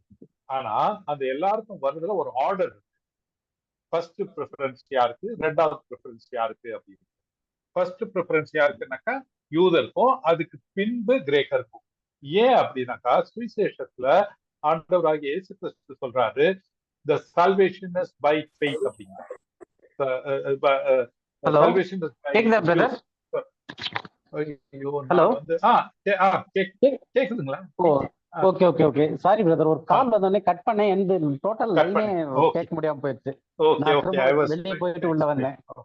Okay okay okay right. நான் இதாவது 16ல வந்து பாருங்களேன், இது வந்து 16ல என்ன சொல்றாருன்னா, தேவ பலன் எல்லாருக்கும் வரும் இல்லையா? வசந்தி புரியுதாமா? தேவ பலன் வசந்தி கேக்குதா? ஓகே, தேவ பலன் எல்லாருக்கும் வருது. ஆனா அதுல வந்து ஒரு ஆர்டர் இருக்கு, வரிசை முறை. அந்த வரிசை முறையில வந்து முதல்ல கிரேக்கருக்கும் யூதருக்கும், பின்பு கிரேக்கருக்கும், யூதருக்கும் இல்ல ஃபர்ஸ்ட் யூதருக்கும் பின்பு கிரேக்கருக்கும். இதுக்கு வந்து ஏன் இது வந்து எது இருக்குனாக்கா, ஆண்டவர் சொல்றாரு சால்வேஷன் ஆஃப் தி ஜூ அப்படின்னு. யோவான் 4:4 சமாரிய பெண்கள்கிட்ட பேசிட்டு இருக்கும் பொழுது அவர் சொல்றாரு, ரட்சிப்பு யார் மூலியமா வருது? புறஜாதிகள் மூலியமா கிடையாது, யூதர் மூலியமா தான் ரட்சிப்பு வருது அப்படின்னு. சரியா? அதே மாதிரி ரோமர் 3:2-9 பொல்லாங்கு யாருக்கு ஃபர்ஸ்ட் வருது? யூதருக்கு ஃபர்ஸ்ட், ரெண்டாவது தான் வந்து கிரேக்கர், ஜென்டைல்ஸ். அதே வந்து 2:10 வாசிச்சீங்கன்னு வச்சுங்களேன், 2:10 அவர் பிரதர் இந்த இடத்துல போடல. அதுல வந்து ஆனர் வந்து யாருக்கு வருது? ஃபர்ஸ்ட் யூதருக்கு, ரெண்டாவது கிரேக்கருக்கு வருது அப்படின்னாரு. அதே மாதிரி இந்த இடத்துல அந்த யூதருக்கும் கிரேக்கருக்கும்ன்றத வந்து விருத்த சேதனம் உள்ளவர்களுக்கும் விருத்த சேதனம் இல்லாதவர்களுக்கும்ன்ற அந்த இடத்த வித்தியாசத்தை காமிக்கிறாங்க.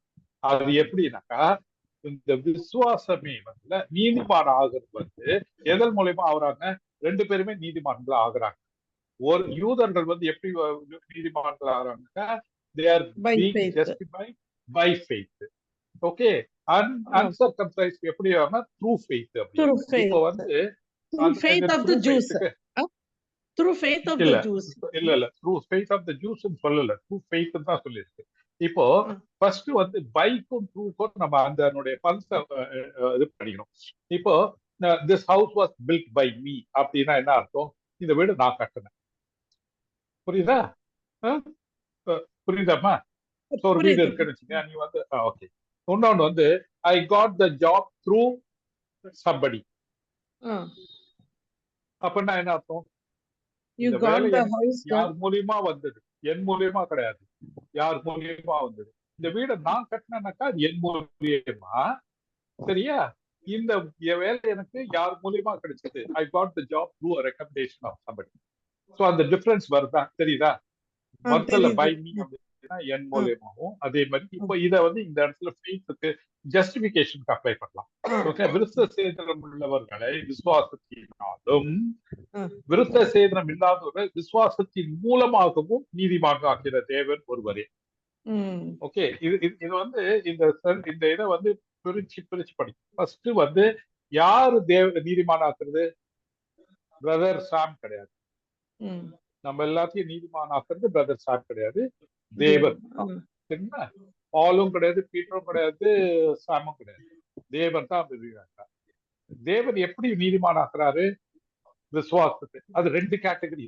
இப்ப அந்த 2 கேட்டகரியை தான் நம்ம பார்த்துக்கணும். ஒண்ணு வந்து சர்க்கம்சைஸ்டு, இன்னொன்னு வந்து அன்சர்க்கம்சைஸ்டு. ஒண்ணு வந்து ஜூ, இன்னொன்னு வந்து ஜென்டைல்ஸ். புரியுதாமா? அப்போ ஒவ்வொன்றையும் டிஃபரன்ஸ் காமிக்கிறார். வேற இடத்துல வந்து ப்ரிஃபரன்ஸ். புரியுதா? அந்த இடத்துல ஃபர்ஸ்ட் 2-3 இதுல பார்த்தது வந்து ஆர்டர். யாரு ஃபர்ஸ்ட் வந்து இருக்கிறாங்க? ஜூஸ் ஃபர்ஸ்ட், ரெண்டாவது இது. ஏன் அவங்க மட்டும் என்ன ரொம்ப யோகியமா அப்படின்னு நம்ம கேட்க முடியாது. அவங்க என்ன பெரிய கிரேடா அப்படின்னு நம்ம கேட்க முடியாது. ஏன்னா அது தேவனுடைய இது. ஏன் ஆபிரகாம் மட்டும் செலக்ட் பண்ணுமா, மத்தவங்க எல்லாம் செலக்ட் பண்ண கூடாதா? ஆபிரகாம் ஒருத்தரை வந்து ஒரு சைடு நிக்க வச்சுட்டு ரெஸ்ட் ஆஃப் த வேர்ல்டே இன்னொரு இடத்துல நிக்க வச்சுட்டாரு. இந்த உலகத்துல இருக்க எல்லாருமே உன்னை ஆசீர்வதிச்சா நான் அவனை ஆசீர்வதிப்பேன், உன்னை ஆசீர்வதிக்கலாம் அவனை உதப்ப நான் அப்படின்ட்டேன்.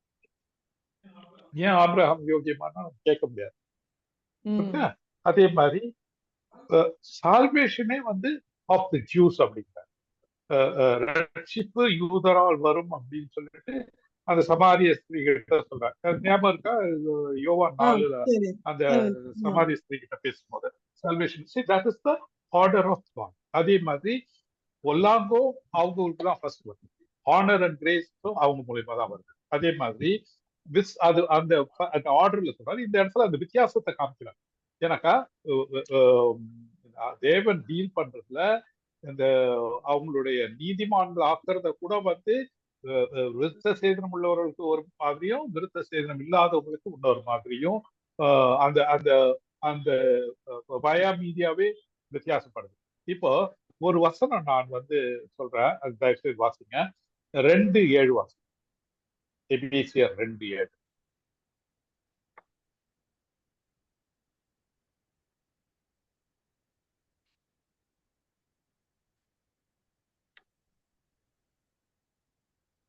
சாரி, இல்ல 2:8. By grace through faith. கிருபையினாலே விசுவாசத்தை கொண்டு ரட்சிக்கப்பட்டீர்கள். இது உங்களால் உண்டானதல்ல, இது தேவனுடைய ஈவு. இது வந்து இங்கிலீஷ்ல வாசிச்சா எப்படி இருக்கு பாருங்க.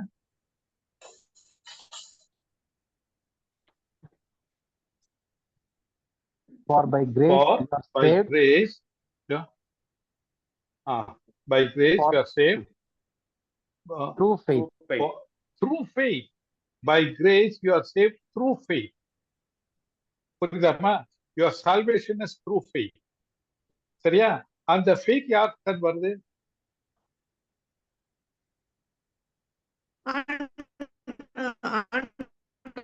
ஆண்டவர்கிட்ட வருது. கிருபை யார்கிட்ட வருது? அதுவும் ஆண்டவர்கிட்ட. ஓகேயா? சோ இப்ப பாத்தீங்கன்னா இந்த இடத்துல இது வந்து யார்கிட்ட சொல்லப்பட்டது? இது வந்து சபைக்கு சொல்லப்பட்டது. சபைக்கு வரும்போது அவங்களுடைய ரட்சிப்பே விசுவாசத்தை கொண்டு, விசுவாசத்தின் மூலமாக. வேற யூதர் வந்து விசுவாசிக்கணும். என்னத்தை விசுவாசிக்கணும்? லிட்டில் ஃபிளாக் என்னத்தை விசுவாசிக்கணும்? 2 காரியம் தான் நான் சொன்ன ஞாபகம். ஒன்று வந்து இயேசு கிறிஸ்து தேவனுடைய குமாரன், 2வது வந்து அவர் தான் மேசையான்னு சொல்லிட்டு அவங்க விசுவாசிக்கணும். புரியுதா? இங்க இந்த விசுவாசமே யார் கொடுக்குறா? தேவன் கொடுக்கிறார். ஸோ அவனுடைய ரட்சிப்பு எதன் மூலியமா வந்து? விசுவாசத்தின் மூலியமா தான், த்ரூ ஃபெய்த். கிருபை யார் மூலியமா வருது? அதுதான். அப்போ இந்த இடத்துல அவர் வித்தியாசத்தை காமிக்கிறார். நம்ம இந்த இடத்துல நம்மளுடைய சப்ஜெக்ட் மேட்டர்ல ரோமர் 3:30 விருத்த சேதனம் உள்ளவர்களுக்கும் விருத்த சேதனம் இல்லாதவர்களுக்கும் தேவனே அவர்களை நீதிமானாக்குறார். எப்படி நீதிமானாக்குறாரு? ஒருத்தர் அவங்களுடைய விசுவாசத்தின் மூலமா, இன்னொன்னு விசுவாசமே அவங்களை நீதிமான்களாம். புரியுதாமா?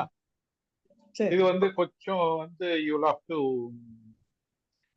என்ன சொல்றது, ப்ராசஸ் பண்ணணும். அது வந்து ஒரு தியானிக்கணும். ஒரு சிலருக்கு டக்குன்னு பிடிச்சுக்குவாங்க, ஒரு சிலர் வந்து அதை வந்து அப்படியே கொஞ்சம் கிரகிச்சுக்க பார்க்கணும். சொல்லு தம்பி. அப்போ லிட்டில் ஃபிளாக்ல இருக்கிற ஜென்டைல்ஸும் பாடி ஆஃப் கிரைஸ்ட்ல இருக்கிறவங்களும் வந்து த்ரூ ஃபெய்த் மூலமா உள்ள வராங்க. ஆமா, அதாவது சத்யன் லிட்டில் ஃபிளாக்ல இருக்கும் போது, அதாவது இந்த புறஜாதி circumcision and uncircumcision is not changing. அதுல மாற்றமே கிடையாது. விருத்த சேதனம் உள்ளவர்கள் ஒரு குரூப், விருத்த சேதனம் இல்லாதவர்கள் ஒரு குரூப். அப்ப லிட்டில் ஃபிளாக்ல வரும்போது விருத்த சேதனம் உள்ளவர்களை எப்படி இது பண்றாருன்னா விசுவாசத்தினால்னு பார்த்தோம். விருத்த சேதனம் இல்லாதவர்கள்னா புறஜாதிகளை விசுவாசத்தின் மூலமாயின்னு பார்த்தோம். இப்போ பாடி ஆஃப் கிரைஸ்ட்ல வரும்போது புறஜாதிகளை நீங்க கேக்குறீங்க, இன்னைக்கு புறஜாதி வந்து விசுவாசத்தின் மூலமாயிட்டுன்னு. நான் இன்னொரு கேள்வி கேட்கிறேன். இன்னைக்கு யூதர்கள் தங்கள் ஸ்தானத்துல இருக்கிறாங்களா? இன்னைக்கு அவங்க ஸ்தானத்தை இழந்து இன்னைக்கு எல்லாருமே புறஜாதிகளா தான் கவுண்டடா? இல்ல, எல்லாருமே புறஜாதிகளா தான் கவுண்டட். அவங்க ஸ்தானத்துல இல்லை இப்போ. ஏன்னா அவங்களுடைய ஸ்தானத்துல இல்ல, அவங்க ப்ரோக்ராம் வந்து நிறுத்தப்பட்டிருக்கு. அப்ப நம்ம இதுக்கு அடுத்த கான்டெக்ட் படிக்கும் போது யூதரும் இல்லை கிரேக்கன் என்றும் இல்லை அப்படின்னு வருது. அப்ப யூதன் என்றும் இல்லைன்னா யூதனானவன் அவனுடைய ஐடென்டிட்டியை லூஸ் பண்ணிடுறான். அப்ப அவனுடைய சால்வேஷன் மெத்தட் இன்னைக்கு வந்து யாருமே வந்து they are not saved by faith in the dispensation of grace. இந்த கிருபையின் காலத்துல யாருமே விசுவாசத்தினால் ரட்சிக்கப்படுவது கிடையாது. இன்க்ளூடிங் யூதரா இருந்தாலும், அவங்க வந்து மாம்சத்தின்படி விருத்த சேதனம் பண்ணிட்டாலும் தேவனுடைய பார்வையில அந்த யூதர்ன்ற அந்த ஒரு ஸ்பெஷாலிட்டி இருந்தது வந்து நிறுத்தப்பட்டு வச்சிருக்கு. இன்னைக்கு கிருபையின் காலத்துல எல்லாருமே ஒன்னா இருக்கு. அப்ப இன்னைக்கு கிருபையின் காலத்துல இப்ப வந்து இந்த டிரான்சாக்ஷனல் பீரியட்லாம் தாண்டி இன்னைக்கு வந்து கிருபையின் காலத்துல வேர்ட் ஆஃப் காட் கம்ப்ளீட்டான நம்ம கையில இருக்கிற இந்த காலகட்டத்துல ஒரு யூதன் வந்து தங்களை வந்து மேசியானிக் ஜூ, நாங்க யூத மேசியாவை விசுவாசிக்கிற யூதர்கள்னு சொன்னாலும் ஆண்டவருடைய பார்வையில அந்த யூதர்ன்ற ஸ்தானத்தை வந்து அவர் நிறுத்திட்டாரு. அந்த ப்ரோக்ராமே இப்ப கிடையாது. அப்ப இன்னைக்கு டேட்ல வந்து எல்லாருமே தேவனுடைய பார்வையில யூதனும் புறஜாதியும் இல்லை. இன் அதர் கேஸ் விருத்த செஞ்சாலும் செய்யாம இருந்தாலும் ஒண்ணும் இல்லை, ஒண்ணுமே கிடையாது. எல்லாருமே காமன், ஒரே பிளாட்ஃபார்ம்ல இருக்கும். அப்போ இன்னைக்கு டேட்ல வந்து ஸ்பெஷல் கேட்டகரியா இருந்த அந்த ஒரு ப்ராசஸ் பை ஃபெய்த், விசுவாசத்தினால்ன்ற கேட்டகரி முடிஞ்சிருச்சு. இன்னைக்கு ஒரு யூதனா இருந்தாலும் சரி, ஒரு புறஜாதியா இருந்தாலும் சரி, விருத்த சேதனம் செஞ்சிருந்தாலும் சரி, செய்யலனாலும் சரி, அவங்க எப்படி ரட்சிக்கப்பட முடியுமா? விசுவாசத்தின் மூலமாய் த்ரூ ஃபெய்த் தான் இன்னைக்கு சால்வேஷன் இந்த டிஸ்பென்சேஷன் ஆஃப் கிரேஸ்ல. ஏன்னா அவங்க வந்து ஸ்டேட்டஸ் இழந்துட்டாங்க. இன்னைக்கு யூதன்றவன் யூதனே கிடையாது. அப்படி யூதன்னு தன்னை சொல்லிக்கிட்டு இருந்தாங்கன்னா அவங்க அறியாமையில சொல்லிட்டு இருக்காங்க. ஏன்னா வேர்ட் ஆஃப் காட் அதை சொல்லல. நம்ம இன்னும் ஒரு 5 மினிட்ஸ்ல அடுத்த இதை பார்த்து முடிச்சிடலாமா? அப்ப அந்த இது புரிஞ்சிடும் நீங்க கேட்ட டவுட்டுக்கு. முடிச்சு இன்னைக்கு இந்த இதோட முடிச்சிடலாம் பிரதர். அடுத்த இதுக்கு போக முடியாது, இந்த இதை மட்டும் முடிச்சிடலாம். அப்படியா? ஆமா, நெக்ஸ்ட் இது வந்து அது ஒன்றும் ஃபுல்லா ஆரம்பிக்கும் பிரதர். அது அப்படியா? சரி, ஓகே. அப்ப நெக்ஸ்ட் இன்னைக்கு இது இதோட வந்து glorified Lord Jesus revealed his will and his ஆமா, mysteries அது இருக்கு இல்லைங்களா? தனியாவே போலாம். அது ஓகே. தனியாவே போலாம். அது பண்ணிட்டு சரி, அப்ப இங்க இதனுடைய எதை வேணா எக்ஸ்பிளனேஷன்ஸ் நீங்க கார்த்திகை நீங்க கேட்டீங்க இல்லையா? அந்த இது நான் லைட்டா ஹிண்ட் சொன்னேன். இதனுடைய எக்ஸ்பிளனேஷனோட நெக்ஸ்ட் வீக்ல வரும்போது, அப்போ இன்னைக்கு நம்ம பார்த்துருக்கிறது என்ன அப்படின்னா, லிட்டில் ஃபிளாக், திருமந்தையில யூதர் புறஜாதி 2 பேரும் இருக்காங்க. அவங்கள 2 பேருக்கும் டிஃபரன்ஸ் இருக்கு. தேவன் எப்படி செயல்படுறார் அப்படின்னும் போது, ஏன்னா இப்ப வந்து சுவிசேஷம் ஏற்றுக்கொள்றதா இருக்கட்டும், அவங்க ரட்சிக்கப்பட வைக்கிறதா இருக்கட்டும், நீதிமான் ஆக்குகிற தேவனா இருக்கட்டும், எல்லாமே வந்து ஒரே கேட்டகரி ஆஃப் ஒர்க் நடக்குது. ஆனா 2 விதமான டிஃப்ரெண்ட் ப்ராசஸ் ஆஃப் மக்களுக்கு வேற வேற விதத்துல. அப்ப இன்னைக்கு வந்து by faith and through faith of salvation ரெண்டும் இன்னைக்கு ப்ராசஸ் ஆகுதா அப்படின்னு கேட்டோம்னா, விருத்த சேதனத்தினாலும் விருத்த சேதனத்தின் மூலமாயும் இன்னைக்கு ரட்சிக்கப்படுற மாதிரி ரெண்டும் வச்சிருக்கிறாரா அப்படின்னு கேட்டா கிடையாது. இன்னைக்கு வந்து ஒரே வழிதான், விசுவாசத்தின் மூலமாய் தான் இன்னைக்கு த்ரூ ஃபெய்த் தான் பண்ண முடியுமே தவிர, இன்னைக்கு வந்து அந்த லிட்டில் ஃபிளாக் ப்ரோக்ராம் கண்டினியூ ஆயிட்டு இல்லை. அப்ப நம்ம லிட்டில் ஃபிளாக் ப்ரோக்ராம் எப்போ முடியுதுன்னு பார்க்கணும். அந்த டிரான்ஸ்லேஷன் பீரியட் முடிஞ்ச பிறகு அதுக்கப்புறம் வர்றவங்க ரட்சிக்கப்படுற எல்லாருமே வந்து இன்னைக்கு விசுவாசத்தின் மூலமாய் த்ரூ ஃபெய்த், அதை தான் வந்து பிரதர் படிச்சாரு. எபேசியர் 2:8 வந்து விசுவாசத்தை கொண்டுன்ற வார்த்தை தமிழ் லெட்டர் போட்டிருக்கு. ஆனா கரெக்டான டிரான்ஸ்லேஷன் பண்ணணும் அப்படின்னா விசுவாசத்தின் மூலமாய், கிருபையினாலே விசுவாசத்தை கொண்டு அப்படின்னு இருக்கு. கிருபையினாலே விசுவாசத்தின் மூலமாய் த்ரூ ஃபெய்த், அதுதான் அங்க இருக்கிறது. சோ விசுவாசத்தின் மூலமாய் அவன் நீதிமானவராக. இங்கிலீஷ்ல கரெக்டா ஆமா, இங்கிலீஷ்ல கரெக்டா இருக்கு. நான் தமிழ் டிரான்ஸ்லேஷன் சொல்றேன். தமிழ் டிரான்ஸ்லேஷன் விசுவாசத்தை கொண்டு இருக்கு. அப்ப ஏதோ விசுவாசத்தை எடுத்துக்கிட்டுன்ற மாதிரில விசுவாசத்தின் மூலமாய் நாங்க மொழிபெயர்த்திருக்கோம். ஏன்னா இட் இஸ் த்ரூ ஃபெய்த். இங்க இருக்கு இல்லையா, இதே வார்த்தை தான் அங்கேயும் இருக்கிறது. தமிழ்ல இங்க வந்து 3:30 ரோமர் 3:30 வந்து விசுவாசத்தின் மூலமாயின்னு இருக்கு. அதேதான் அங்கேயும் இருக்கு, விசுவாசத்தின் மூலமாயின்னு வரணும். கிருபையினாலே விசுவாசத்தின் மூலமாய் ரட்சிக்கப்பட்டீர்கள், இது உங்களால் உண்டானதல்ல, இது தேவனுடைய ஈவு. அந்த ப்ராசஸ்ல தான் இன்னைக்கு எல்லாருமே ரட்சிக்கப்படுறது. ஒரு யூதர் வந்து இன்னைக்கு மனமாறி இயேசு கிறிஸ்துவை ஏற்றுக்கொண்டாலும் அவர் வந்து யூத மார்க்கத்துல ஏத்துன மாதிரி இந்த தனியா முன்பு யூதரிலும்ன்ற கான்செப்ட்ல போக மாட்டாரு. இன்னைக்கு எல்லாருமே சமமா இருக்கிற கான்செப்ட் வந்துருச்சு. அதற்கான வசனங்களை வர்ற நெக்ஸ்ட் வீக்ல நம்ம அப்படியே கண்டினியூ பண்ணலாம். ஏன்னா இன்னைக்கு நிறைய டவுட்ஸ் எல்லாம் போய் வந்தனால இன்னைக்கு இதுல பண்ணல.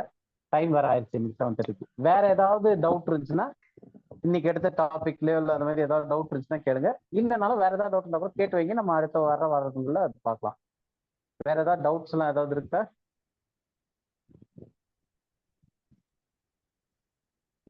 இல்ல கிளியரா இருக்கு.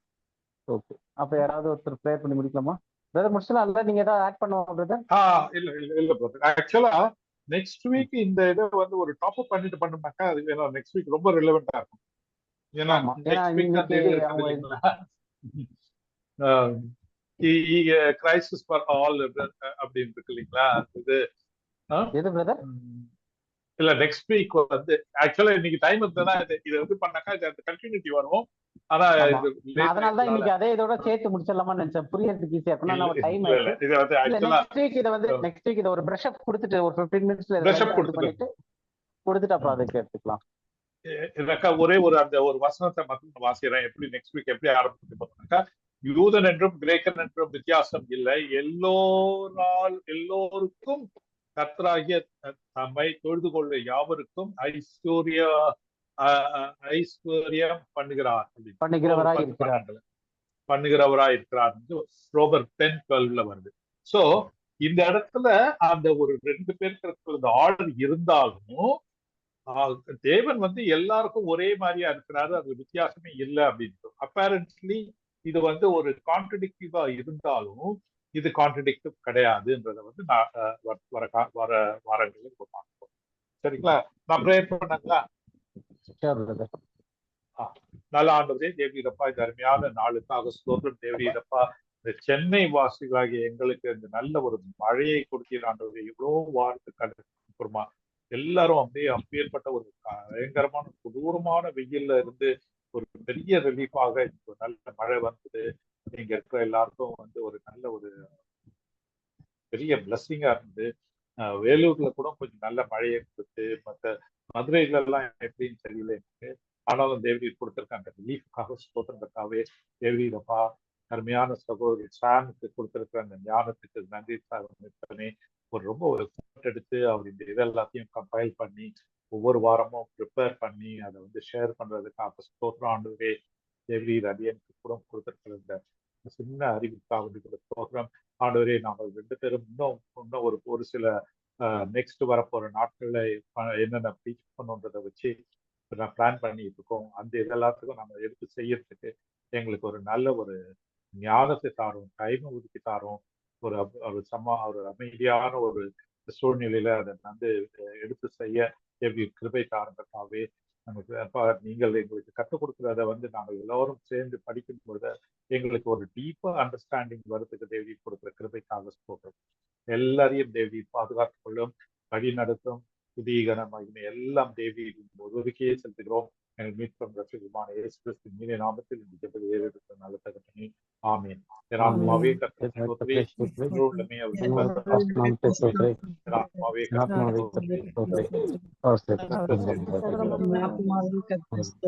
கர்த்தர் செய்த சகல